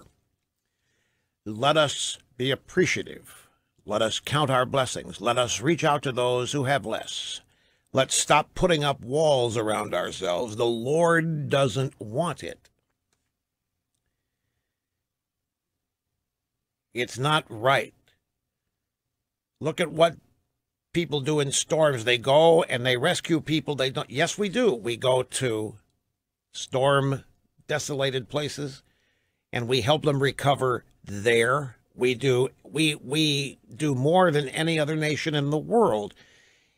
in terms of compassion, aid, welfare, disaster relief, you name it, and it still isn't enough. This is the point. It still isn't enough. No matter what we do, it isn't enough. And now the accident of our birth and the unfair advantages that gives us require that we, what? Take care of them, let them in. There have to be limits on these things. And it all circles back, whether you want to admit it or not, or acknowledge it or not, self-reliance. And there is this assumption that while we are able to engage in self-reliance and responsibility, a lot of people aren't. Therefore, we have to do it for them. It's not good education. It's not good role modeling, and certainly not good leading.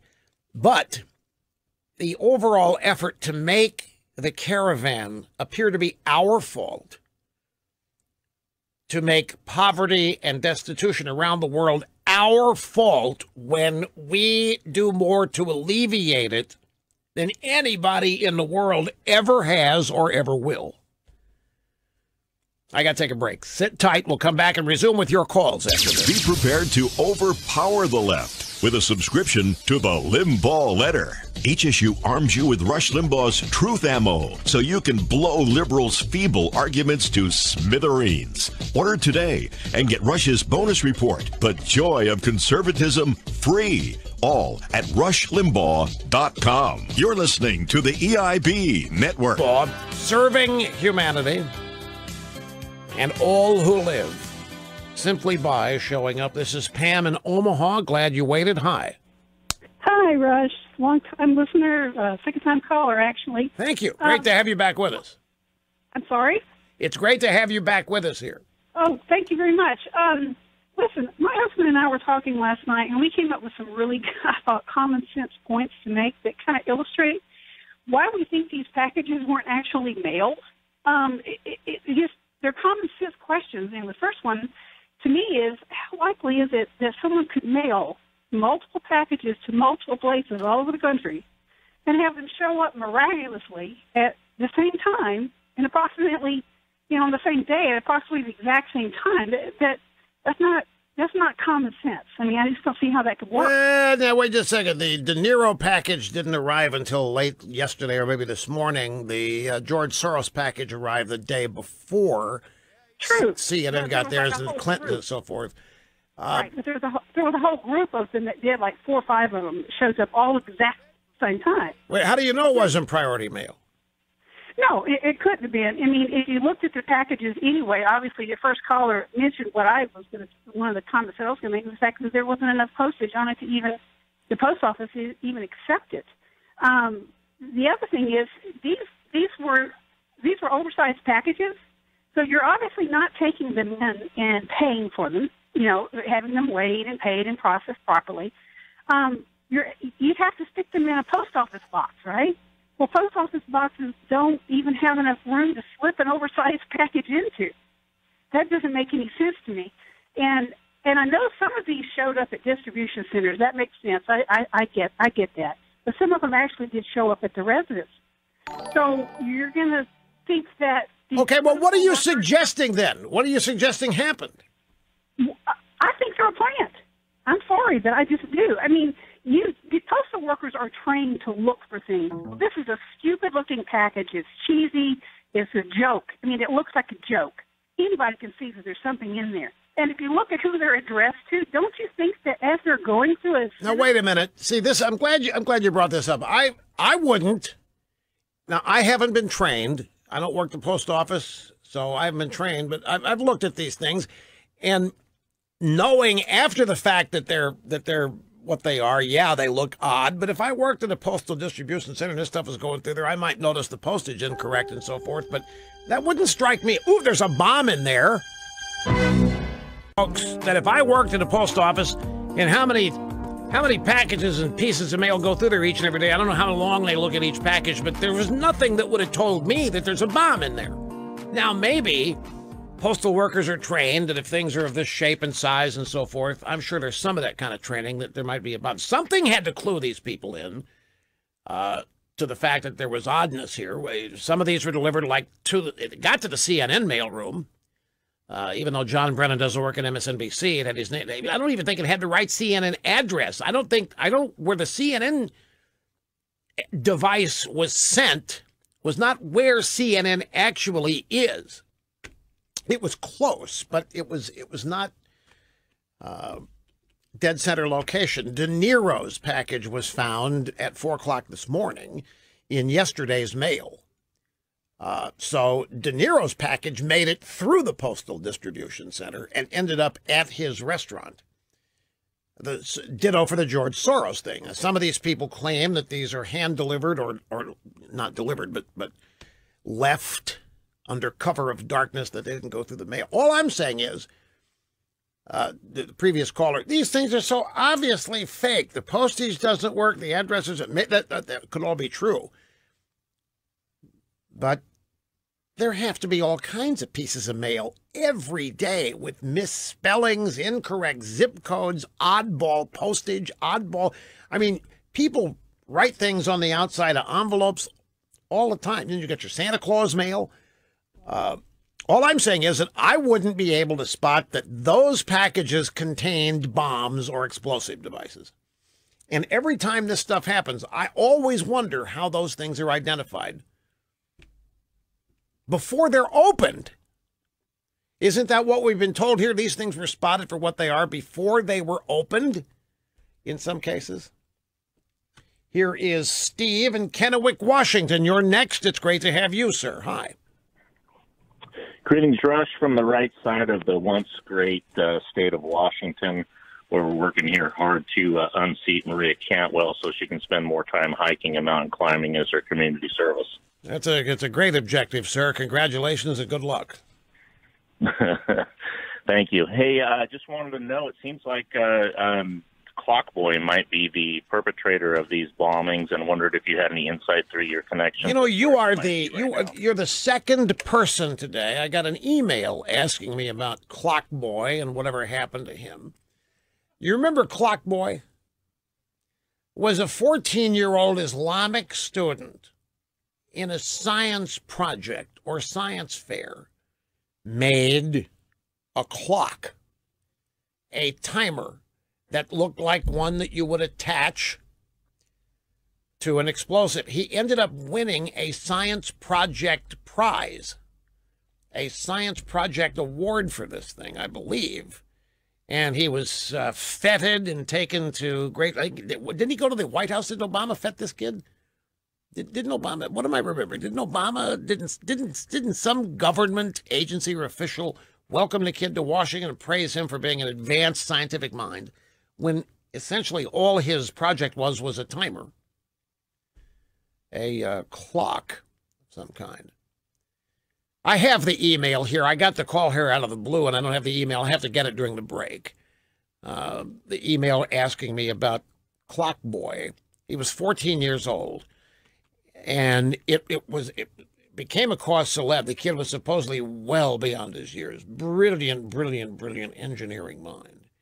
And when everybody finally got a look at what he had done, it was just a timer. And it looked the kind of timer that would be attached to some kind of,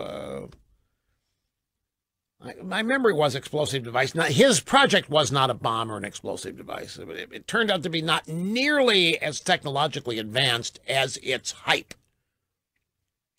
Right, Obama, I knew that. Obama invited Clockboy to the White House and made a big deal out of his achievement and so forth. So be patient. The obvious question is, if that guy could have perpetrated, if a 14-year-old kid could have perpetrated a scam, and his parents were in on it too. He got invitations to go to MIT and other schools, and really the device he put together was not. My memory is it was not advanced at all. It was almost the exact opposite. It was almost so basic that everybody was scratching their heads and wondering what was so remarkable about it. Steve, I appreciate Well, as I say, I'll dig it out when I have a chance. Jerry in Springfield, Massachusetts, you're next. Hello, sir. Hi, Rush. How are you? I'm good. Good. I just wanted to dovetail on your point about America giving more than any other nation. I think what you were talking about was the government itself, but the individuals also give more than any other nation. And the point is that I have the choice when I give to charity who I give it to. I don't have the right to tell my neighbor who they should give it to. And that's essentially what the government's doing. They're telling us who they're going to give, basically what they got from our tax dollars. They don't give us the choice. And that's my point. It's a good point, too. It's a classic illustration. He's reacting to the sound bites we played of John Kasich, who was wringing his hands in guilt over the fact the caravan's coming, and it's just by the grace of God that we're not in it. And that because we're not in it, but could be in it, except by the grace of God, we've got to stop building walls because God doesn't want that. And we've got to realize that we're just plain lucky. It's kind of like Richard Gephardt, winners of life's lottery. You know, we were just minding our own business one day, and we got conceived in a womb in America. And we got born into America, and man, that's so much luck that we shouldn't feel we're anything special about. So the fact that we weren't conceived in wombs down in Nicaragua and Guatemala means that we owe. We really owe, and we got to learn to walk in the shoes of others. And that's the wrong way to look at it. Nobody has any trouble imagining what it's like to be poor. That's why so many people strive not to be, Governor. It isn't hard to imagine. We don't have a lot of people. In fact, most people in this country go up and down in terms of annual income. There are people that earn a lot of money and lose it all. There are people that earn an average amount of money all their lives, and that's it. But basically, people in this country know poverty. If they've never been in it, they certainly don't want to be. They know enough to know not to be, and that's the great thing about America. If you don't want to be, there are ways to avoid being in poverty. Poverty in this country, by the way, is a relative thing compared to poverty around the world. United States poverty is not really poverty. I get in trouble every time I point that out, but it happens to be true. Statistically, financially, however you want to look at it. But the way to look at these disparities is not to simply say, oh, that could be me, and then to run around feeling guilty about it. The way to deal with this is not to run around constantly imagining, well, you know, if it was one accident and I could have been in that caravan, and then having that impact the way you deal with it. That doesn't help anybody. It's not a solution, but it does make you look like you have lots of compassion and lots of care. But that's the great thing about liberalism. It never solves anything. Liberalism is a gutless choice because you never have to solve anything. All you have to do is talk about how much you care.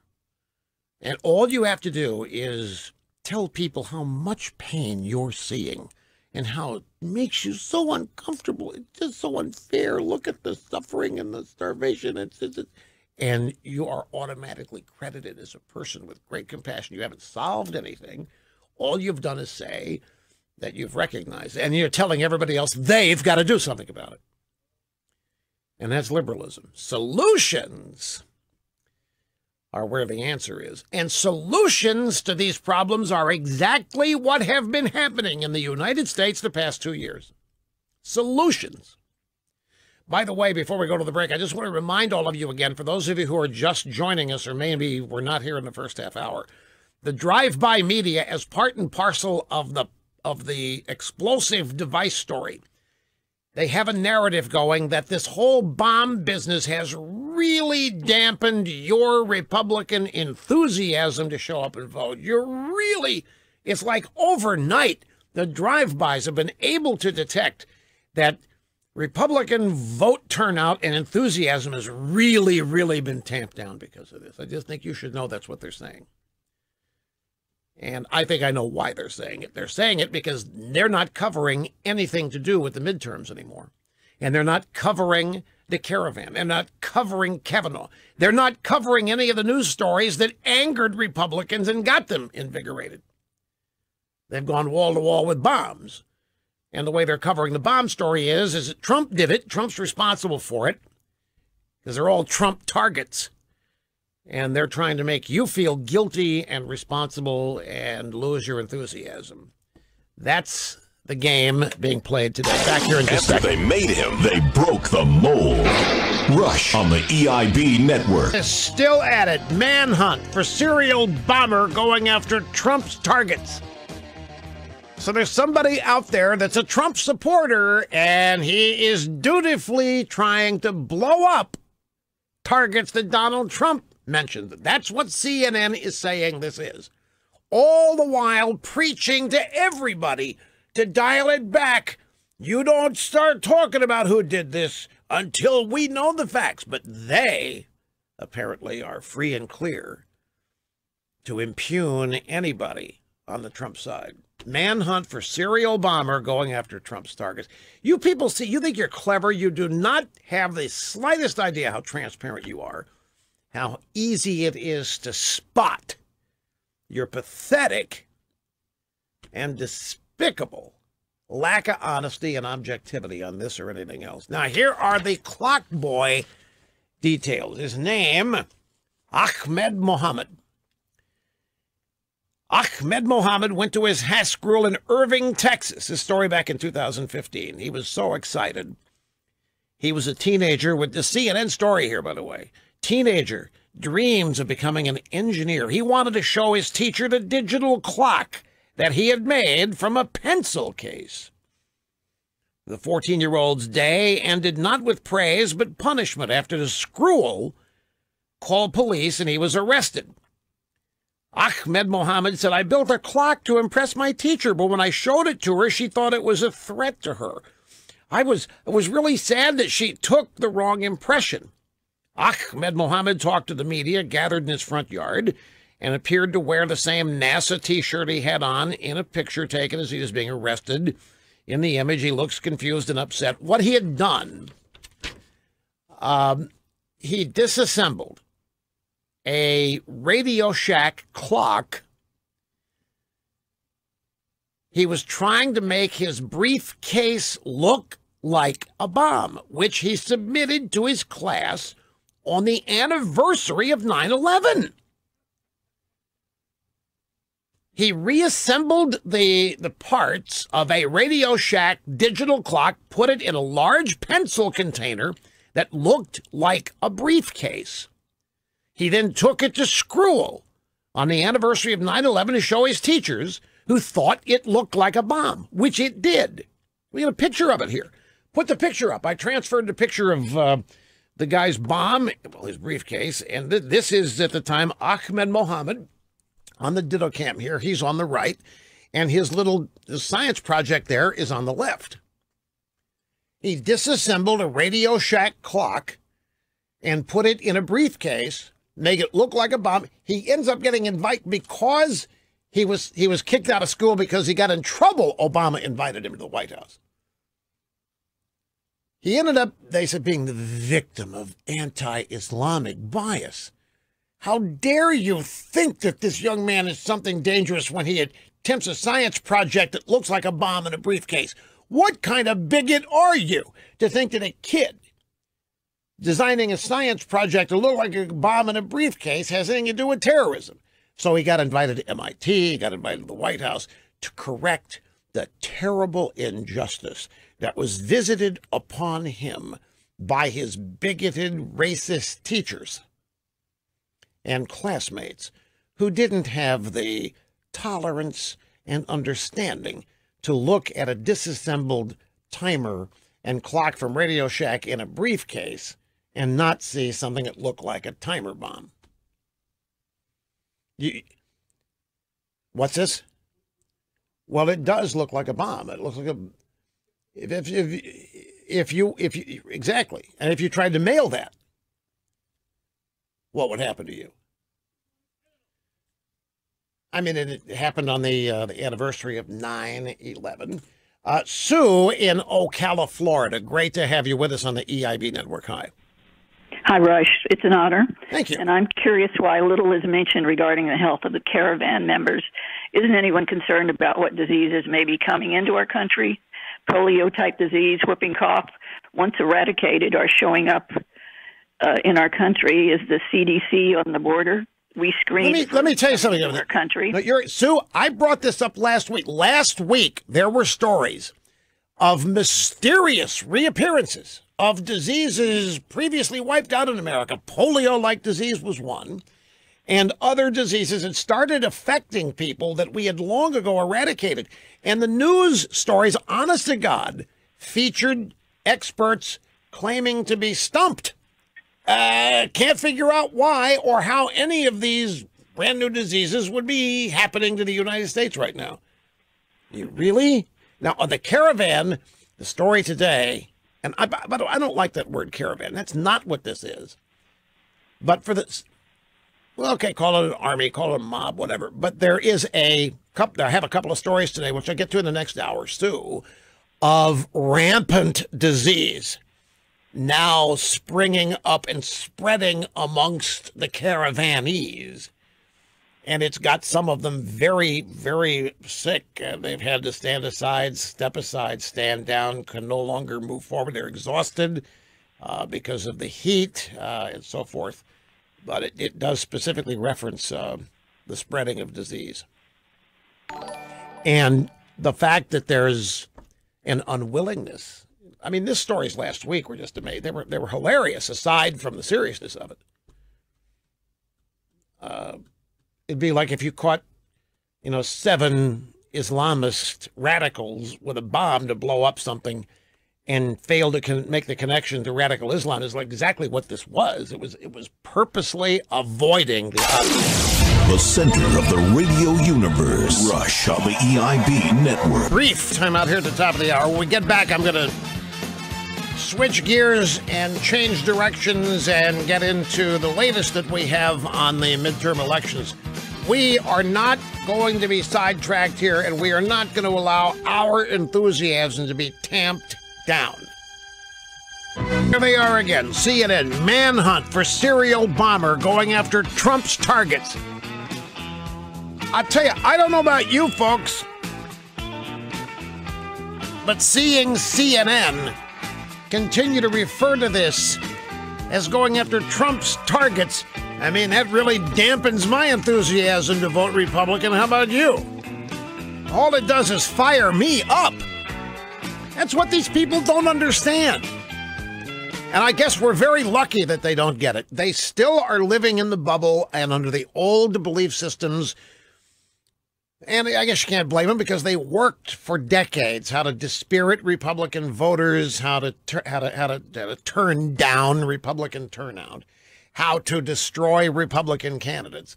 And they're still going about it in the same old way, despite the fact that they have yet to succeed using any of their proven techniques on Donald Trump. They continue to try them over and over and over. And I think, don't want to say this too loud, but CNN and some of these other drive-by news outlets are doing more to pump up Republican enthusiasm than they apparently have any idea. Because very simply, CNN and the rest of the media are making everybody mad. They're literally ticking people off. They have become obsessive. They're not right. There's something about these people. They're going over the edge. They're sick. They're angry. And they are really unaware of how they are overplaying what I think is already a bad hand. And the fascinating thing is that while they overplay this bad hand, they think that they're winning. So they tell themselves, yes, the bomb story has served to weaken Republican enthusiasm. There seems to be less excitement on the Republican. Based on what, do you think? Try this from Breitbart. Senate Judiciary Committee Chuck Grassley today referred Julie Swetnick and her attorney, the creepy porn star lawyer Michael Avenatti, to the Justice Department to be criminally investigated for making possible false statements during the confirmation process of Justice Brett Kavanaugh. When a well-meaning citizen comes forward with information relevant to the committee's work, I take it seriously. It takes courage to come forward, especially with allegations of sexual misconduct or personal trauma. And I'm grateful for those who find that courage, Grassley said in a statement. But in the heat of partisan moments, some do try to knowingly mislead the committee. That is unfair to my colleagues, the nominees, and others providing information who are seeking the truth. It stifles our ability to work on legitimate lines of inquiry, and it also wastes time and resources for destructive reasons. Now, the porn star lawyer Avenatti, who was at one time, I'm not kidding, at what time this guy, among some in the media, including on our side, were thinking this guy was well positioned to be the Democrat presidential frontrunner nominee in 2020. Avenatti. He's got the IRS going after him now. He's apparently behind in tax payments, almost $5 million. Anyway, he issued a statement. It is ironic that Senator Grassley now is interested in investigations. He didn't care when it came to putting a man on the Supreme Court for life. We welcome the investigation, as now we can finally get to the bottom of Judge Kavanaugh's lies and conduct. Let the truth be known. Michael Avenatti. So Grassley has referred Avenatti and his client, Julie Swetnick, to the DOJ for criminal investigation. And the creepy porn star lawyer says, right on, bring it on. Okay, to the midterm election news. Just to repeat, Ronna McDaniel, who is the chairwoman of GOP, had a tweet. This is last night, about 8:30. New polls showing voters are rejecting Chuck Schumer's Democrat allies in Senate races all across. How about this? New polls show voters are rejecting Trump targets. How about that? You don't like that? New polls show voters are rejecting Trump targets. Anyway, here we go. North Dakota, Kramer plus 16. This is Heidi Heitkamp. She's in deep doo-doo. Deep. She blew it on the Kavanaugh vote. She then blew it in the Kavanaugh aftermath. And then she released the names of women who had reportedly been sexually abused who wanted anonymity. I mean, she blew it big time. In Missouri, Josh Hawley is plus 7 over Claire McCaskill. That's above plus 7 over Claire. This is as of last night at 8:30. That's outside the margin of error now.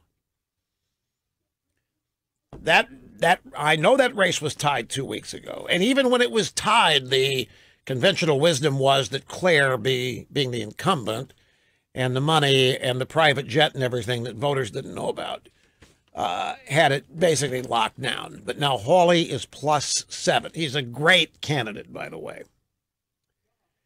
He's a fabulous, it just would be such an improvement, not just for Missouri, but for the United States and the United States Senate as well. Well, I know Snerdley is saying if they lose the seat in Missouri, they can't win a majority. Do you think they're still in the running to win a majority in the Senate? The Senate, I mean, all the smart money, including the dumb money on the Democrat side, is conceding that Democrats don't have a chance to win the Senate now. But I guess, we shouldn't comment until we know for sure after Election Day. In Nevada, Dean Heller plus 6. You know, this one's been nip and tuck. We were supposed to lose Nevada. Nevada was gone until the Trumpster went there. In Texas, Ted Cruz is up 5, which is down, actually. This is the only negative note on this list. Cruz was plus 7. Now he's plus 5. In Indiana, Braun is plus 4. over the Democrats in West Virginia. Snerdley, you didn't react to this when I first mentioned. You may not have heard me. Morrissey is +2 over Manchin. That was, especially after Manchin got it right on the Kavanaugh vote. I'm telling you, that's all of these are really good, and some of them are quite surprising. The story on Josh Hawley out of Missouri from the Daily Caller: Republican Missouri Attorney General Josh Hawley took a commanding lead over Claire McCaskill. A new poll showed the race finally outside the margin of error. Hawley is ahead of the Democratic incumbent by 7 points, according to an internal poll from the GOP campaign. 49% prefer Hawley, 42% prefer McCaskill. The additional 9 points spread evenly, but between undecided voters and third-party candidates. Now, there's a separate poll, Missouri Scout poll, conducted over the same period, shows that it's a dead heat. Hawley barely edging McCaskill, leading her by only 1 point, according to that poll. Arizona's state troopers have withdrawn their endorsement of Kyrsten Sinema after a bunch of members objected to it. The Arizona State Troopers Association this week withdrew its endorsement of U.S. Representative Kyrsten Sinema in the heated U.S. Senate race after members said they weren't properly consulted on the matter. The association, which represents Arizona Department of Public Safety employees and retirees, had endorsed Sinema in the past 3 federal elections. She is a Democrat running against Martha McSally, who is another perfect, just ideal candidate. A great human being. I mean, just decent person, highly achieved. His history-making pilot in the United States Air Force. This year, some members of the State Troopers Association Arizona told the Arizona Republic that the association's executive board voted to endorse Sinema without the input of the rank and file. That led the rank and file to send out a poll to members asking whether they wanted to endorse Sinema or stay neutral. An email sent by the association to members on October 22nd, which is obtained by the Arizona Republic, says that the recent poll showed the membership had indicated a preference to stay neutral. On the caravan, migrant caravan marching to the U.S. border swells to 14,000 as Trump readies federal response. That's from the Daily Wire. From the Washington Times, Mexico says migrant caravan is 3,630 people. Mexico said yesterday that there are about 3,630 people traveling in the migrant mob, making its way through Mexican territory and headed for the U.S.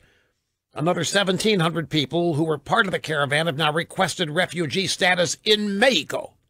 They've decided no mas. They're good where they are. Their applications are being processed, said Mexico. Now, we were told back in April that many of the people in that caravan applied for asylum in Mexico, and yet we never heard another word about it later. Which is to say that I think Mexico may say a lot of things to try to placate Trump and the American audience, which may in fact not be totally all there. What else do we have about the... Now, this is just a story about the additional numbers. This number is 14,000, 3,000, 7,000, 8,000. The number changes depending on who you talk to. Here is the AP story on sickness, fear, and harassment in Mexico whittling away at caravan mob. Little by little, sickness, fear, and police harassment. Oh, yes. Have to have that ingredient. Police harassment are whittling down the migrant caravan mob making its way to the U.S. border, with many of the 4,000 to 5,000 migrants complaining of exhaustion. The group, many with children, and even pushing toddlers in strollers, departed Mapastepec, Mexico at dawn with more than 1,000 miles to go before they reached the U.S. border. They had advanced about 95 miles as the crow flies since thousands burst into Mexico's southernmost border 6 days early. Wait, 6 days, 95 miles. They've got 1,000 miles to go. We got 12 days to the election. That's going to be pushing it, especially since many in the mob are sick and exhausted.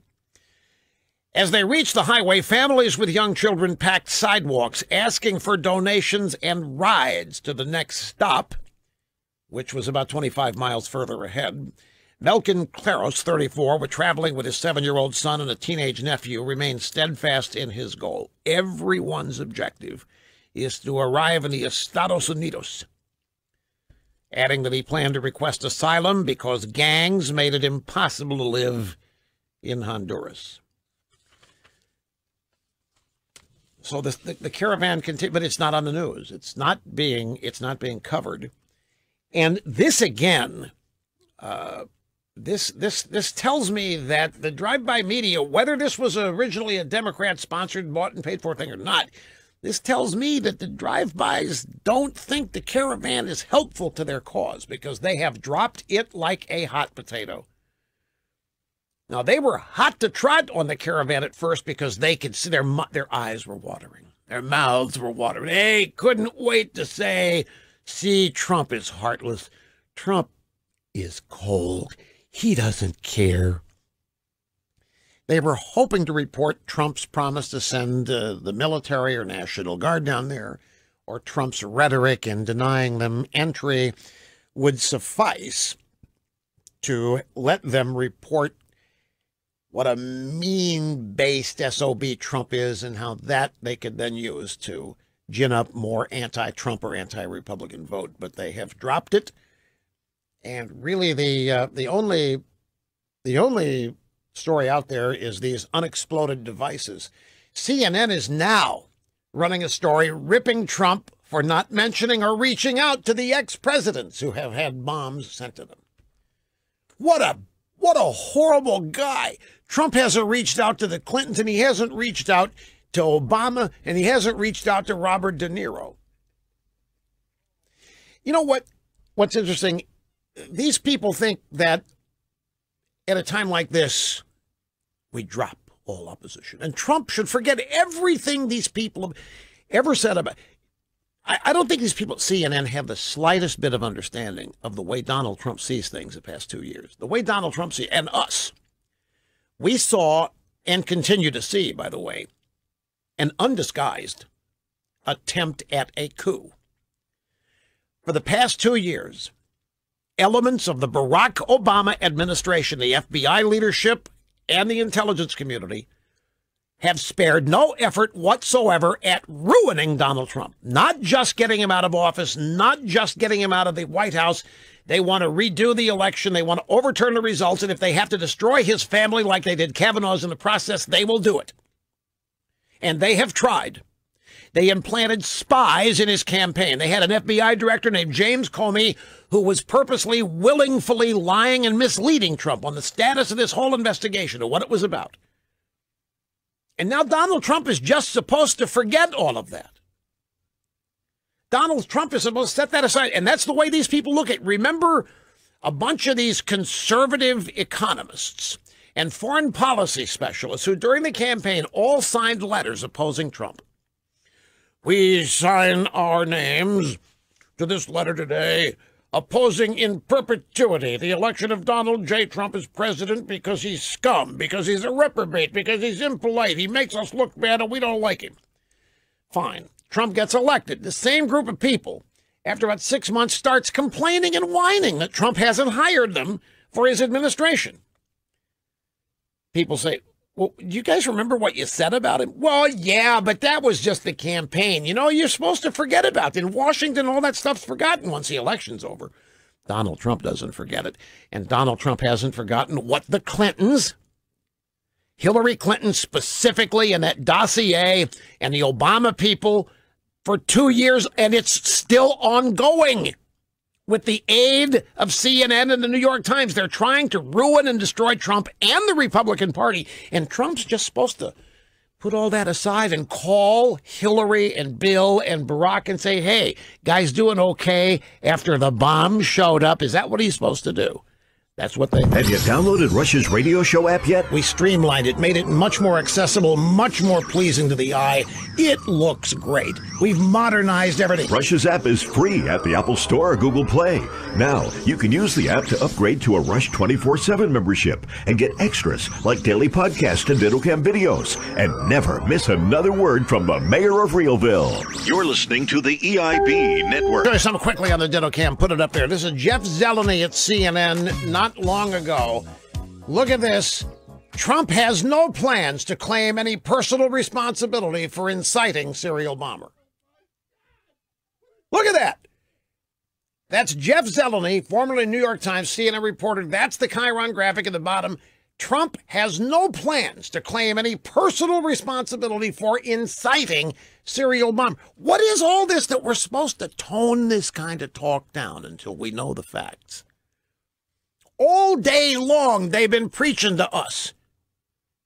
It's irresponsible. Rush Limbaugh is a powerful and influential media person. It's irresponsible for Rush Limbaugh to be claiming that this might have been done by a Democrat before anybody did. Totally.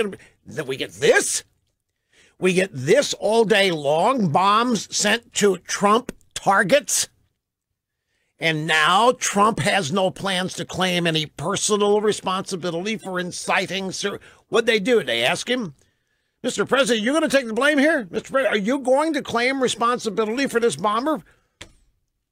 So what do they know? What do they think they know? I mean, that's taking a big risk. Trump is responsible for inciting the serial bomber, but he's not going to claim any responsibility. What do they think they know at CNN about this? Well, you can connect the dots as well as I do. But they clearly, they can't help themselves now. They think they've got Trump dead to rights, and they think they've got something that happened, a scheme that's going to make it look like they've got Trump dead to rights. Have you ever known anybody who had their credit card data stolen? Maybe it's happened to you. But if it hasn't happened to you, an uptick in the approval rating of Donald Trump and a narrowing of the voter enthusiasm gap between Republicans and Democrats, according to the poll. Now, my friends, once again, the media is trying to tell you that this bomb business has really, really dampened down Republican enthusiasm, that the media can just sense it. I don't know on what evidence they're using, but they clearly want you to believe that because it is this enthusiasm that's throwing all of their models and polling upside down. Now, I want to tell you a little bit about John James and Debbie Stabenow. John James is African-American. He's a husband. He is a father, a combat veteran. He's a businessman, and he's conservative. And that's why nobody knows anything about him. Former decorated Army captain. He's a West Point graduate and is the president of James Group International. It's a very successful supply chain logistics company in Detroit, and it employs over 100 people. He has a BA from West Point, a master's from Penn State, and an MBA from the University of Michigan. John James, is what everyone would hope and pray for in a son. He is what everyone would hope for in a son-in-law, and what everybody would hope for in a senator. He is a guy who grew up amazingly believing in the American dream and has lived it. He personifies it. Let me give you a quote from John James. People in Michigan know this, but I want people outside to know who this guy is, because he is an up-and-comer. I'm a West Point grad and an Iraq vet with 2 master's degrees. My dad was a Vietnam vet and an entrepreneur. His dad was a Mason. His dad was a sharecropper. And his dad was a slave. My dad, my family, never asked for free stuff. We just wanted a fair shot.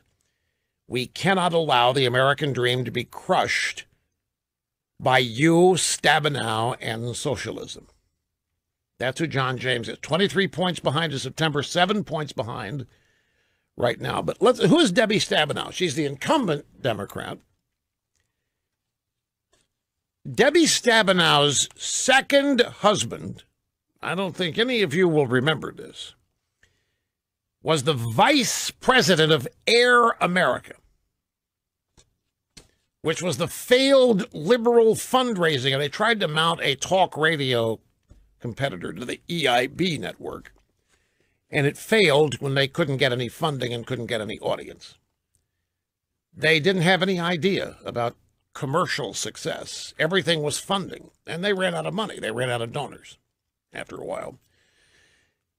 And they never amounted to anything serious anyway. But her second husband was the VP. She divorced him, her second husband, when he got arrested in a prostitution ring.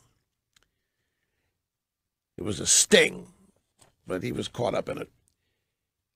Debbie Stabenow has a life of, compared to John James, few accomplishments. She graduated University of Michigan.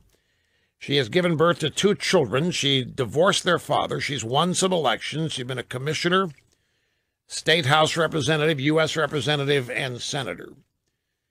And I looked, other than politics, I can't find where she's worked or had a career in anything besides politics. She votes 100% with the other far leftists in the Senate. Her website says that she's a true friend and fighter for Michigan.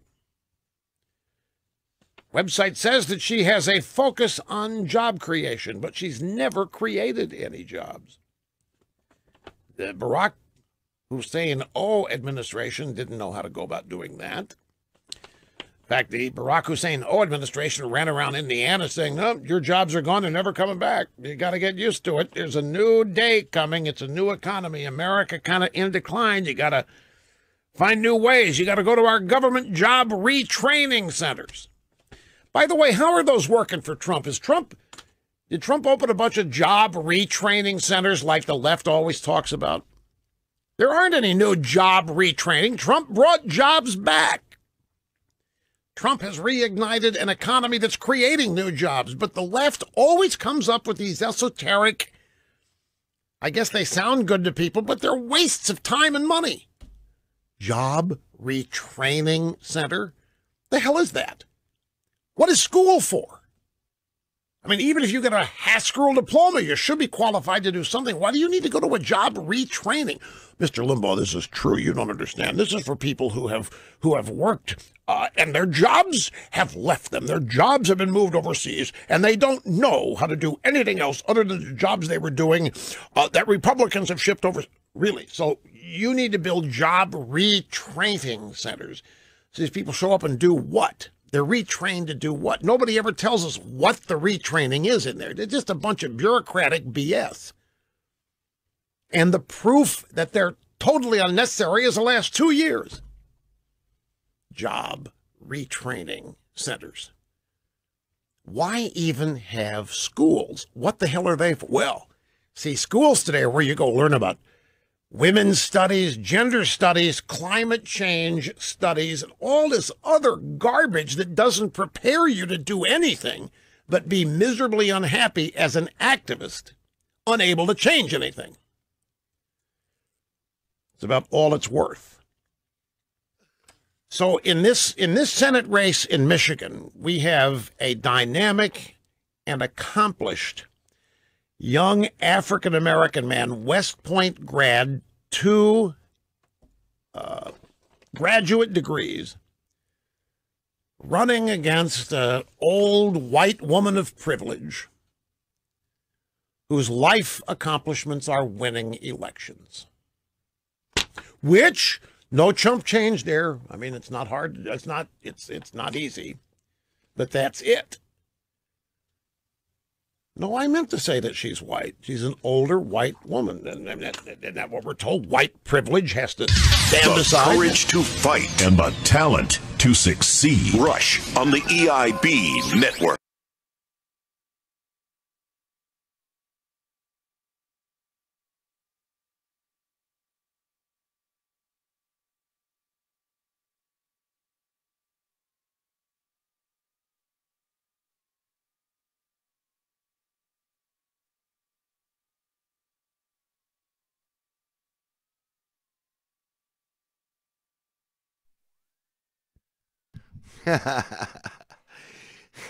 Those girls are like, what you want? No. No,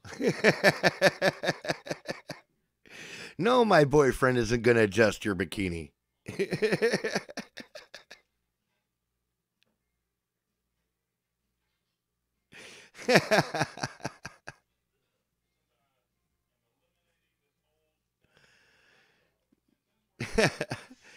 No shit, Jimmy. Right on.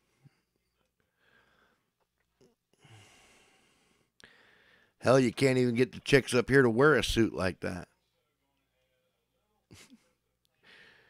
They go to the damn beach in a bathrobe. It's disgusting up here, man. Latino hoes. That's Latina. Jesus. There's an A on that. Unless you're gay, and that's just weird. Sorry, Milo.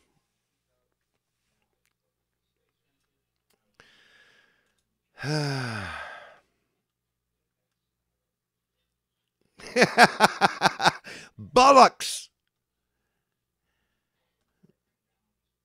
No habla fectaro.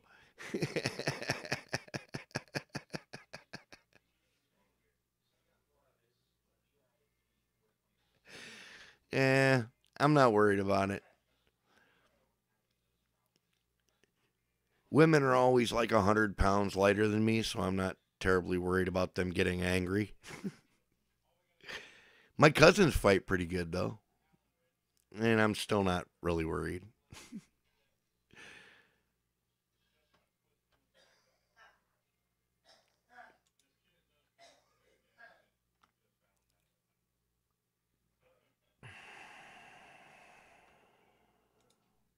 Crowder Studios, protected exclusively by Walther and Hopper.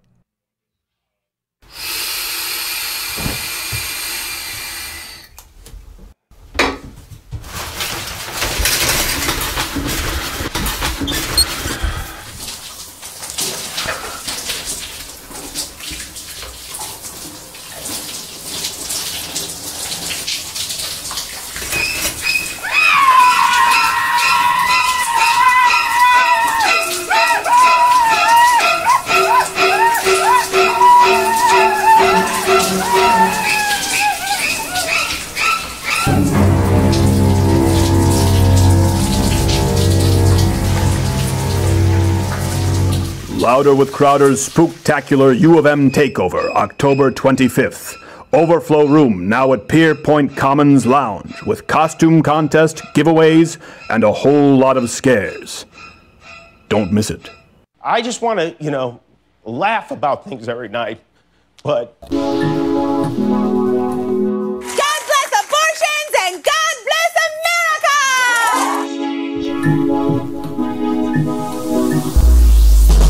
Bill Cosby says that being declared a sexually violent predator is going to damage his reputation. Not available for comment were all the women that he raped.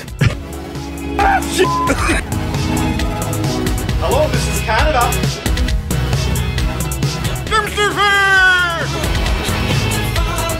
It doesn't stop here. It's a one-way. It doesn't stop.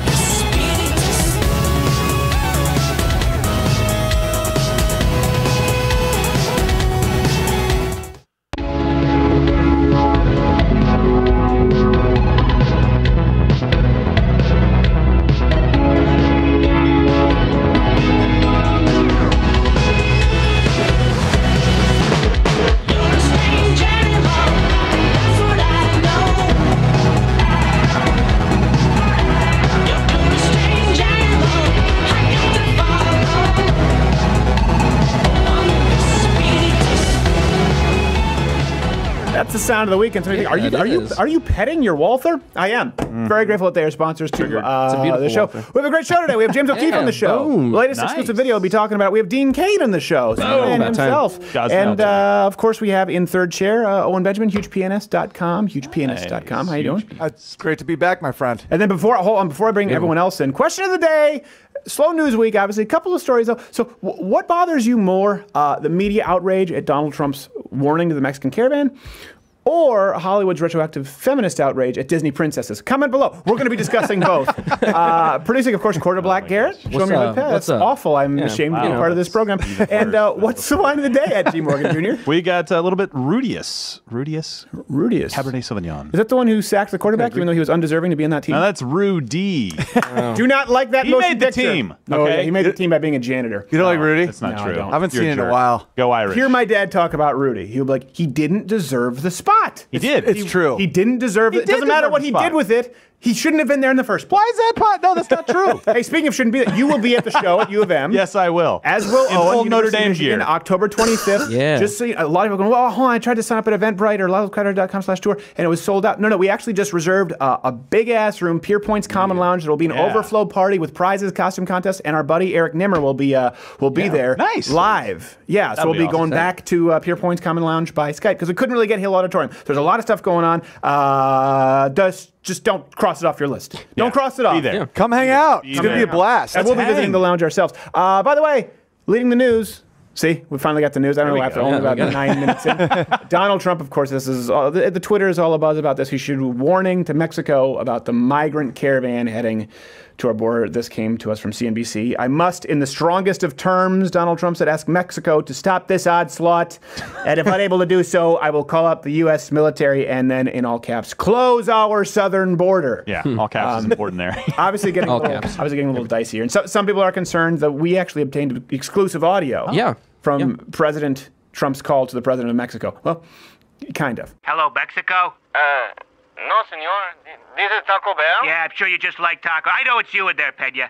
Okay, now I know, frankly, how to pronounce the little N's with the squiggly hat, and I know because you guys tricked me last year at New Year's when I said Ano, you filthy son of a... tostada? Okay, quit the games, you tricky little beater. Listen, about that caravan, Pena. Stop giving them gasoline. Gasolino no bueno, okay? But, senor, you're here to drive through. Damn it, I've had enough of your crap, Pena. I'm coming in. Hey, crap the grains, can you move it along? And I'll take a Nacho Grande.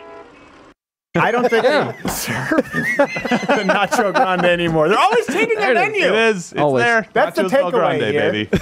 I got a dad joke. What? Caravan, more like Scaravan. Oh, wow, we led with that. Look, I actually feel bad for these people, but how terrible are, like, all of the other countries are basically pointing them north and handing them a map. Like, they're not stopping them at any borders or anything. I get that you're trying to escape hell, but don't come here. Go to Canada. By the way, around. It is not hell because there are no cultures that are inferior and or superior that's not to any true. other. Central America has just never gotten it together. Caravans are a figment of your imagination. Sorry. Yeah, it's like a marathon. They're like giving him water and Gatorade. Here you go, guys. Keep going.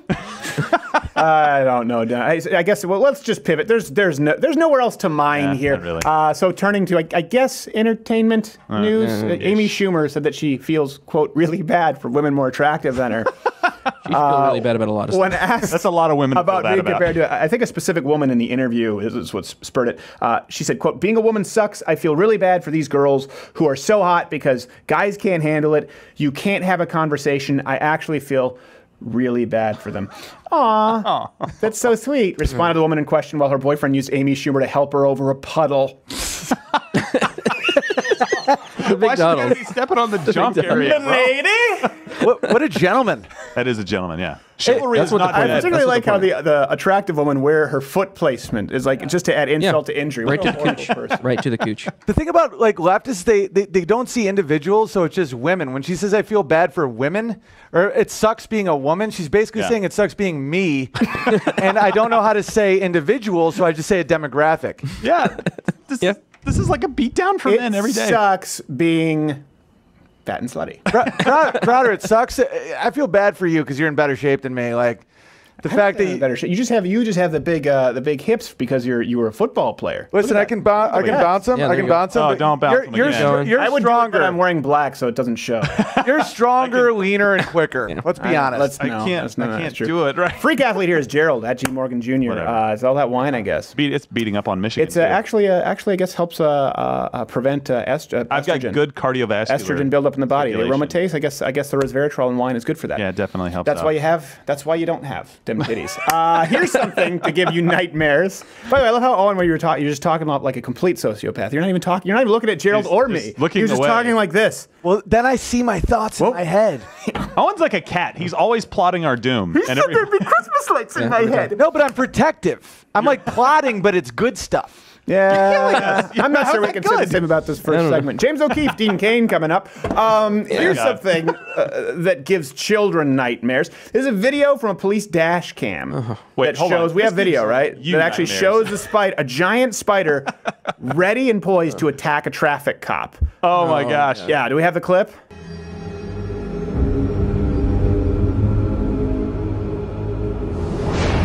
That is, look, the thing is it's ready to pounce. That is absolutely terrible. It's terrifying. The spider, by the way, was later detained and questioned regarding assault on a police officer as well as his involvement with the Arachnid Brotherhood. So that does seem, Oh, okay. That makes sense. Legit, like, that makes sense. Stuff of your nightmares, That's Nick man. Nolte's spider. You gotta join it if you want to be alive in the clink. That's like Spider-Man's older brother that got into meth.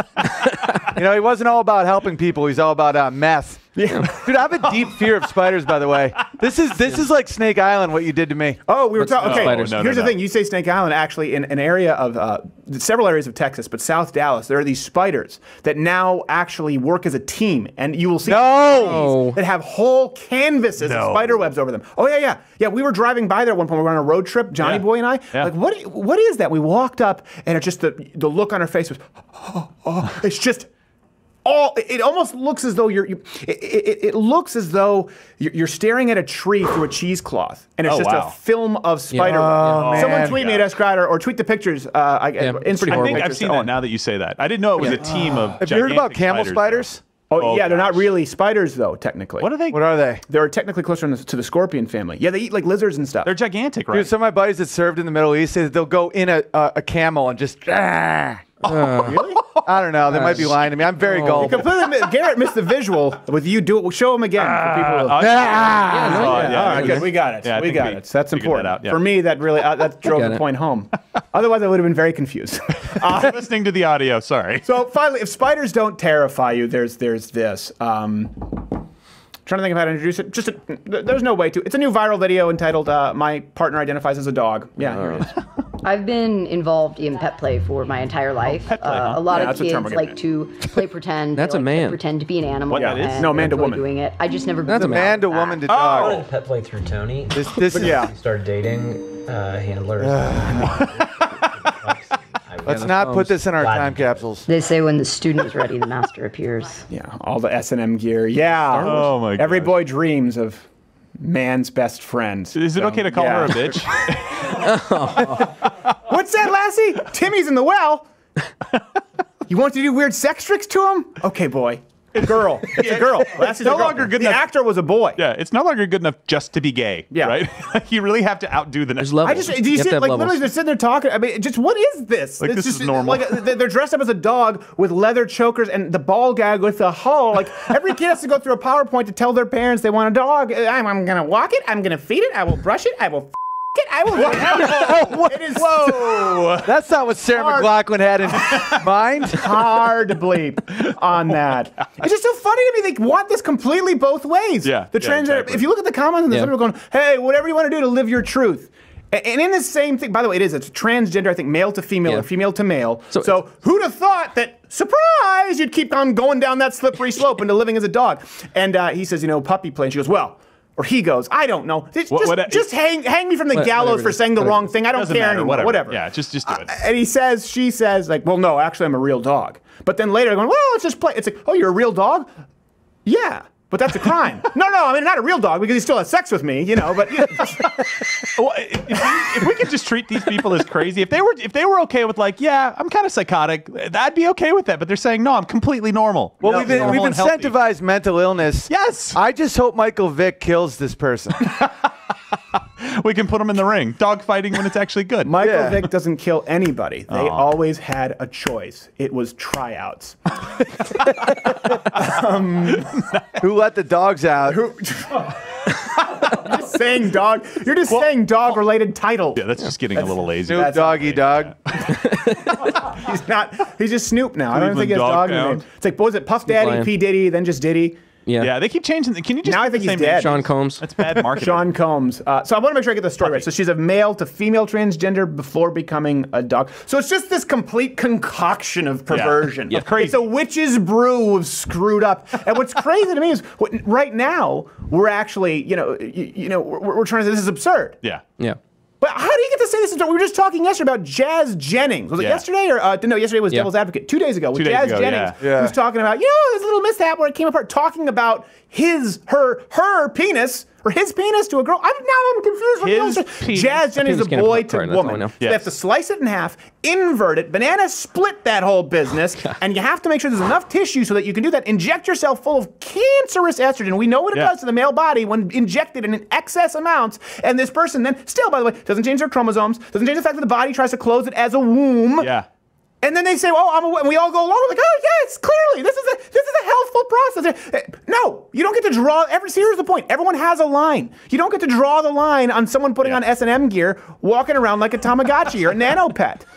When you allow Jazz Jennings, they are both equally absurd. You don't get to draw your own line. By the way, there's more to this. I actually spoke with my fiance who's in the medical field about this, and apparently you have to keep inserting something into it. Yes. And it has to gradually be bigger. Because it closes itself as a wound, a sex change. You're still thinking about the dog. No, that would be animal abuse. This is the filleting of the penis. We'll go back to something more sane. Like, how is it not an illness if you require surgery and a lifetime of treatment? His fiance is a nurse. I want to hear what Yeah. She basically said, so you have to insert a dildo or some sort, whatever, right? And you have to keep Whoa! Sorry, you can bleep that, I guess. I don't know. And then you have to keep it, like, it doesn't produce its own moisture, and so you have to keep it I don't like that word, moisture. Wait, is that actually a thing? It's a thing. I knew about the device. I didn't know about we're not supposed to, you can't use the word moisture on the show. Yeah, we got to bleep that. Yeah, that's a bleep for sure. That's a hard Not a bleep. What's the matter with you something else that really, it's just like with transgenderism, where Caitlyn Jenner just becomes a walking Barbie doll, right? Yeah. It's like, hey, I think so all of the stereotypes that we, have perpetuated as society or a patriarchal society of women, that's all these transgenders really attempt to fulfill. They just end up being a walking stereotype of a woman, but we never call them on that as totally accepted. It's the same thing here. These people are only attempting to perpetuate the fun stereotype of a dog. At least when Owen and I roleplay the weekends, we put some commitment into it. Did you take a dump on my laptop? Woof. By the way, why was I dressed as a blueberry for some reason? I don't know. I think you were chewing bubble gum. I was in Willy Wonka. We're supposed to. Oh my gosh. Look, I already feel awkward seeing dogs poop out in the wild. Like, they always look over their shoulder at you like, why are you looking at me? If I saw a human being doing this dressed up as a dog, I don't know what I would do. Hopper doesn't look you in the eye. He has no fear. Like a Hodgkin. Yeah. I don't even like the word poop. I don't like the word either. It grosses me out. Yeah, I know. Really? You wouldn't fare well in Germany. Or Asia. San Francisco. Okay, so everyone got all the wiggles out on this topic. Are we good? Yeah, we're good. You good? I got one more joke about it if you want to hear it. Let me hear it. This person has to go door to door at Petco to say that they're a sex offender. Who let the dogs out? Snoop Doggy Dogg. That's it. That's all I got. Look at them bitches. Yeah. Lil Bow Wow. Yeah. Lil Romeo. Yeah. Well, now you're not even dogs. You're just saying things with Lil. I don't know. Okay, so this is the topic we're going to be talking about because it's a slow news week, but I think this macro context matters. Coming off the transgender dog story, Keira Knightley and is it Kristen or Kirsten? I always get that wrong. I don't really care. Made news recently for taking issue with the classic Disney princess film. So both kind of took different approaches. But again, if you Google Keira Knightley, if you Google Kristen Bell, you can see just the laundry list of feminist complaints and male bashing. But in this instance, they were both very specific about the Disney films they hate and why. Let's start with Knightley's problems with, I think, Little Mermaid and Cinderella. Cinderella, banned, because, she waits around for a rich guy to rescue her. Don't rescue yourself, obviously. Wrong. Right. Oh, of course Ellen's going to clap. No man has ever rescued her. No. I really like Not even her father. But Little Mermaid. I mean, the songs are great, but do not give your voice up for a man. Hello. Wow. So, yeah. Those were... So, you know, I mean, but the problem with, The Little Mermaid, I love The Little Mermaid, so I'm having that. That one's a little tricky one, but no, but I'm keeping to it. Give your voice up for a man.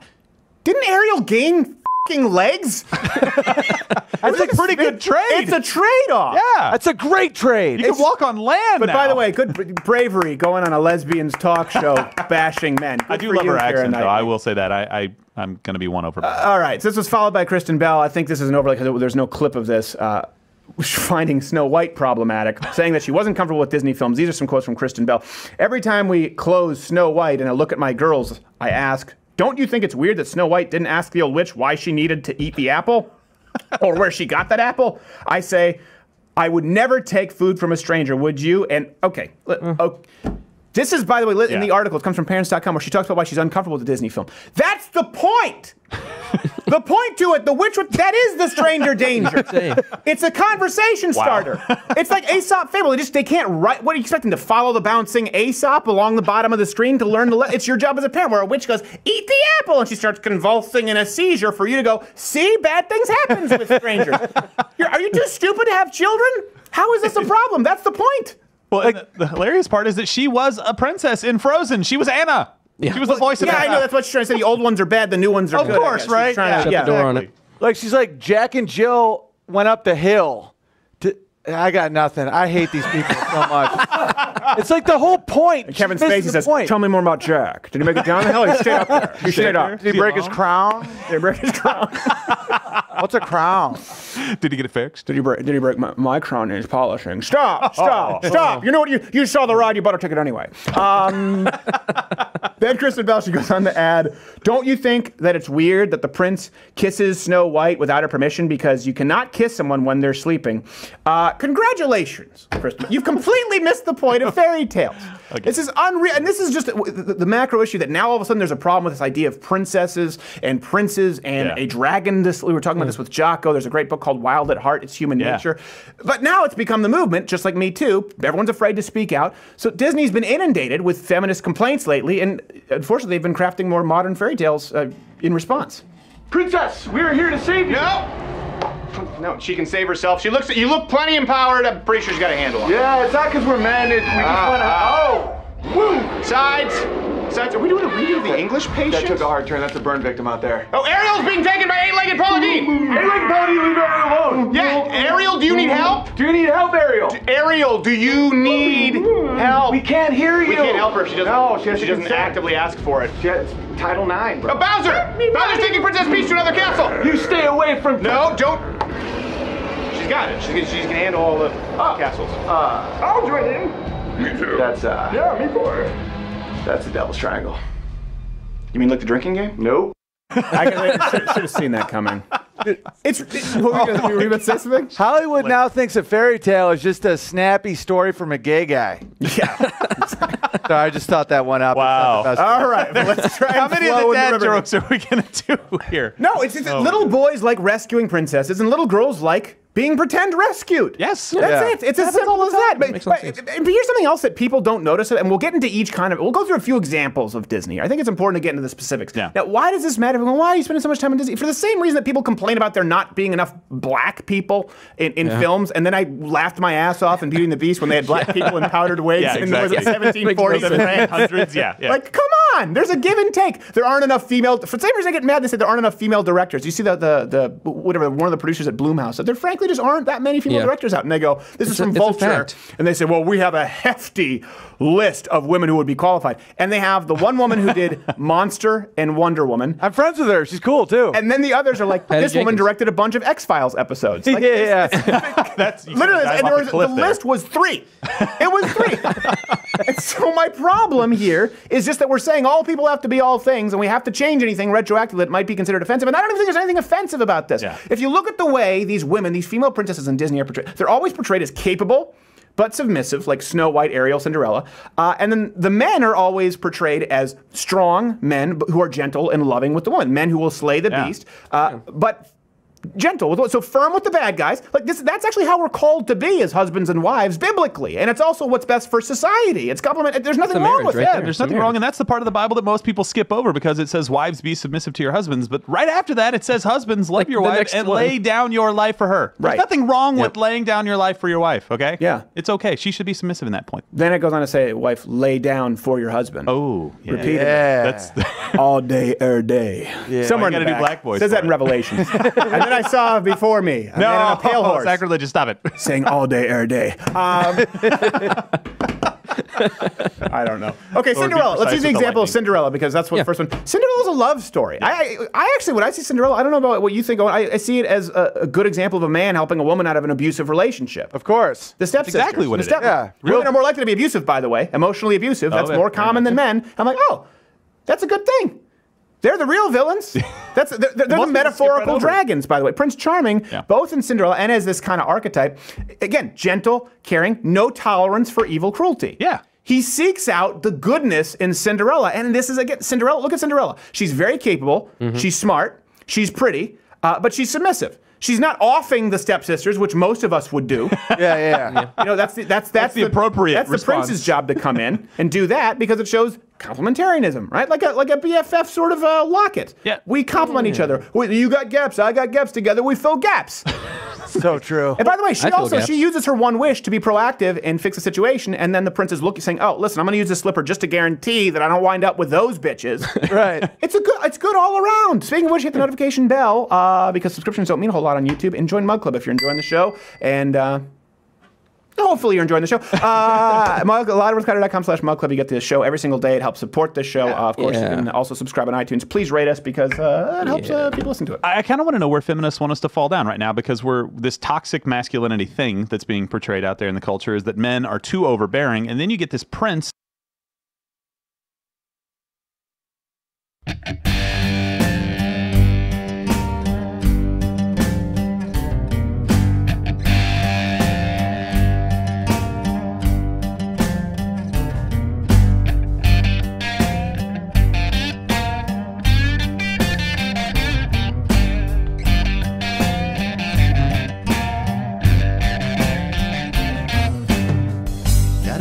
My way back, gotta find my swampy home. Gotta find my way back to the swamp where I belong. Been gone such a long time.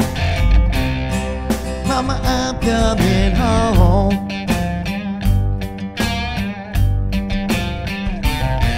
Been gone such a long time. Mama, I'm coming home.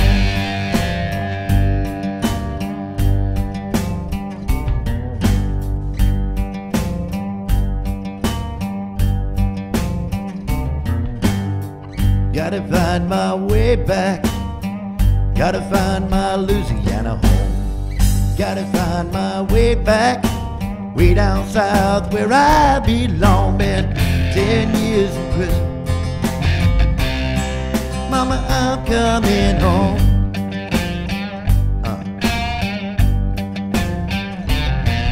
Where the bodies in the swamp were hidden. Mama, I'm coming home.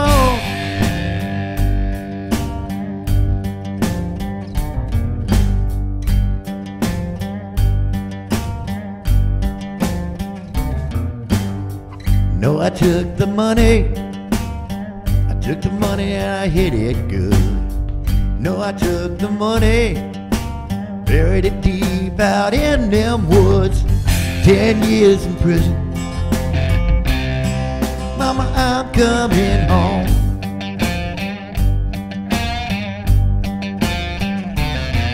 Where the bodies in the swamp were hidden.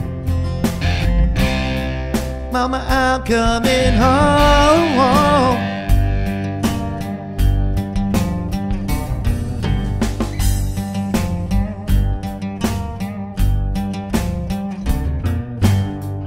Gotta find my way back. Gotta find my swampy home. Gotta find my way back, deep in the swamp where I belong. Been gone such a long time. Mama, I'm coming home.